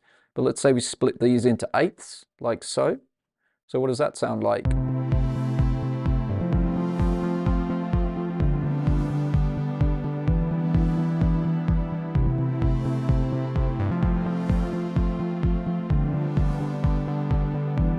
Right, and we could also potentially bring this down an octave as well if we wish. Let's try it.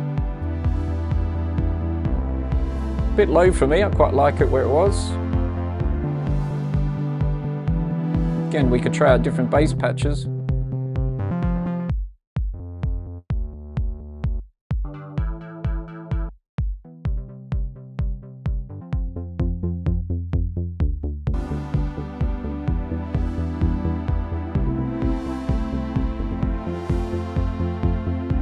So now we've got a new rhythm as well as we're off the roots, and we could do the same. So with our pink clip, why don't we kind of do the same with the first section? So even with the root bass, we do exactly the same. So we're changing the rhythm of it.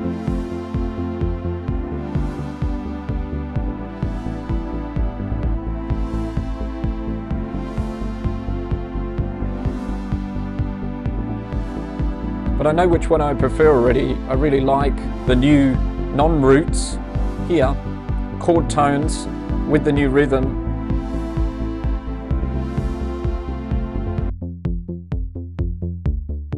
And if we were to jump back to just the new pattern sustained, it's not going to sound like much. Wrong bass for that, wrong bass for this.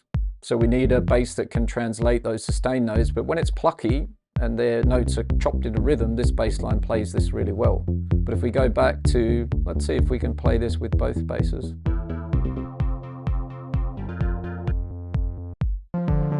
Yeah, I think this bass will work for both.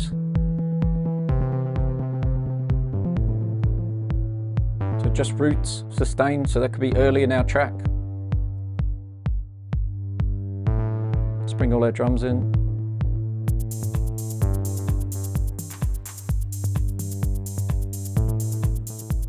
Move to the chord tone bass. So all of these basses can work, but we've got now nice options up our sleeve, and I really probably like, I'm drawn to this one, which is the chord tones with the chop rhythm. And then I might modify this a little bit. So let's copy it down.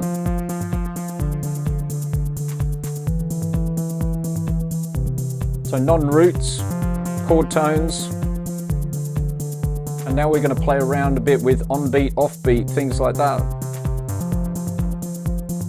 So I'm going to make some edits.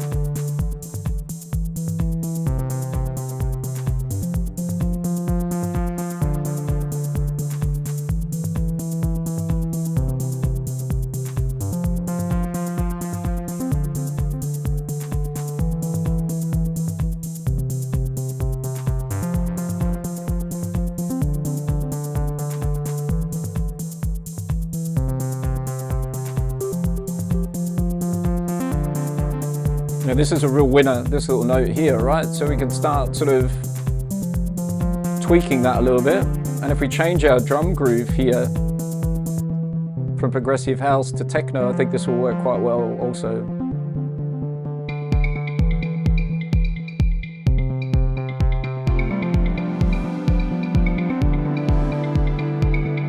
Let's just take away a bit of the melody of the claves.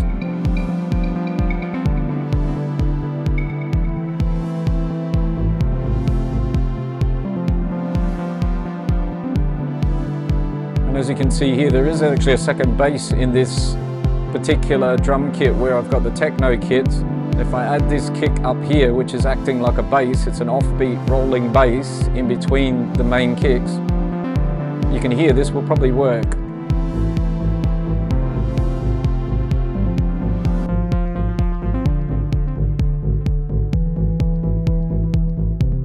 Together with what we have.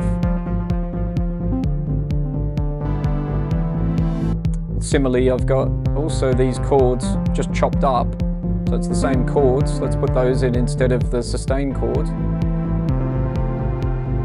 and change patches.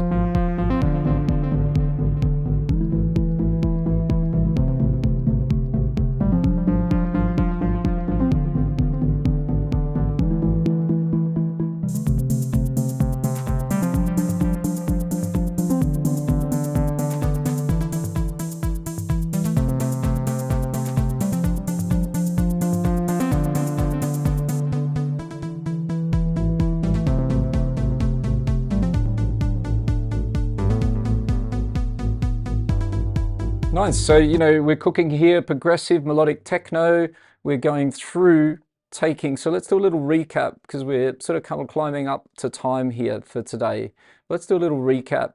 You know, what we've been looking at the last here is this classical situation that's been going on, as I said, in music a long time, where a lot of basses are built from a chord progression that direction. There's some chords already in play. There's a key and a scale and there's some chords, or even there's not a key and a scale, but we've got chords to work with, and we have root notes of those chords. And so a classic move is taking those chords, you know, and taking the root notes, all of the lower notes of the chords, and copying those over and popping them on your bass track and saying, okay, my bass is going to be made from, it's a bit tricky to do that, I'll just do it with shift. But yeah, it's that note plus that note, plus if you want the little fills as well. It's saying, okay, I'm going to make a bass out of those notes and I'm going to transpose those notes down into a lower octave. I'm going to give myself room between those chords. They're still going to play and my bass is going to play lower down. And that's sort of where we started here. So that's just the root note bass spread away from the chords. And then I've developed that into a progression where I've used chord tones. So instead of just following the root notes, I've now accessed other notes that were in the chords and in the scale in this case, and used those as that bass. So let's have a listen. Root notes only. Let's turn that off and have the chords and the right instrument. Let me just reset that. So that sounds quite okay, and there's no reason you wouldn't use that. And as I said, it could suit really nicely a breakdown or early in the track where you want that glue. This is root note bass playing with the chord progression. It's all glued together, but then we can spice it up a bit with our chord tones.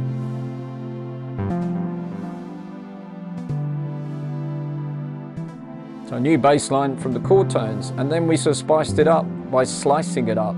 So dicing it up into a new rhythm, and we've got the roots in a new rhythm. Really nice.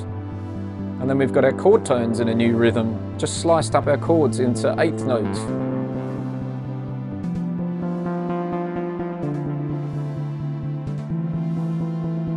And then finally over here, I'm just starting to take that again and using a lot of the things we've looked at today and thinking about on beats, off beats, little rest. So there's a rest I've incorporated here, I re-pitched a note, keeping things in key and scale, and now we've got another new interesting clip, you know, probably my favorite.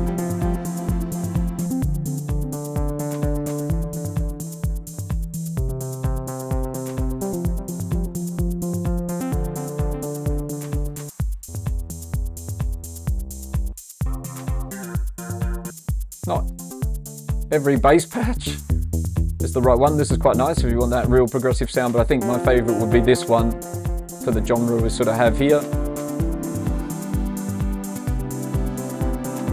And then on the chords themselves, there's the chord progression, and then I've chopped the chord progression up as well, so we can have a more rhythmic version of that. And this sounds better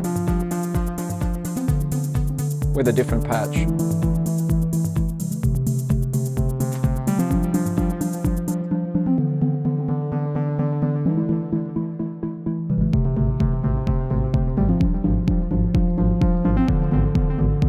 And because we're not super low on this bass here, so what do I mean by that? It's playing in this octave here of C2 and above.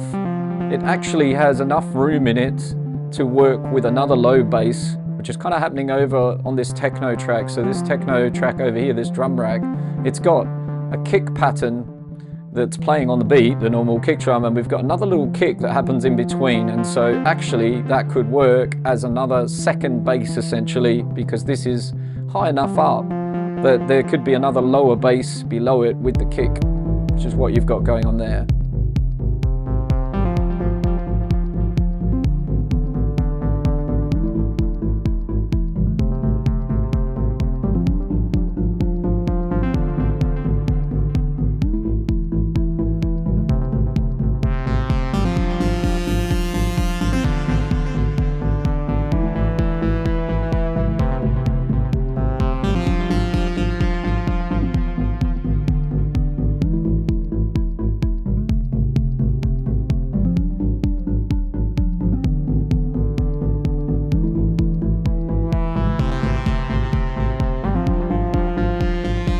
So yeah, been fun. I hope you've enjoyed it. We really have sort of, I find it's quite interesting when I start doing these things, this series of music theory for electronic music and electronic music producers.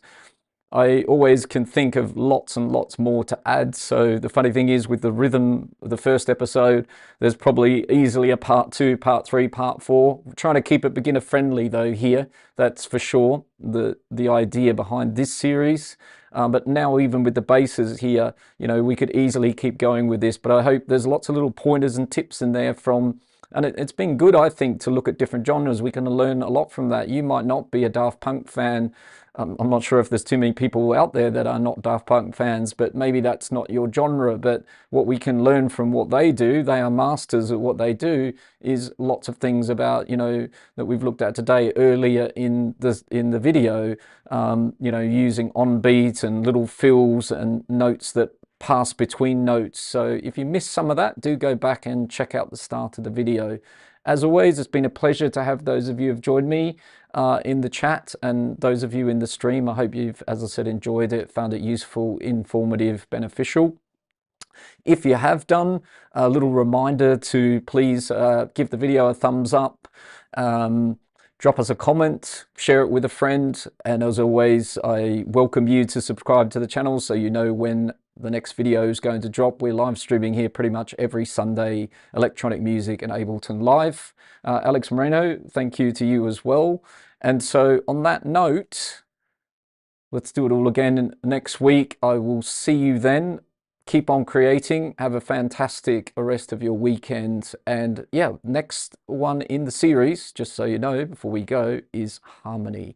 And out of the poll I ran, that was, I knew it would be pretty much the leader, but the percentages between melody, rhythm, bass, and harmony were pretty close. I think melody and harmony are line ball in the end of percentage of people who've struggled with that as part of music theory. So that was the catalyst while we're doing this. So, ladies and gents, take care of yourself, keep creating, have fun, enjoy the rest of your weekend. I'll see you very soon. Bye everybody, over and out. Ciao.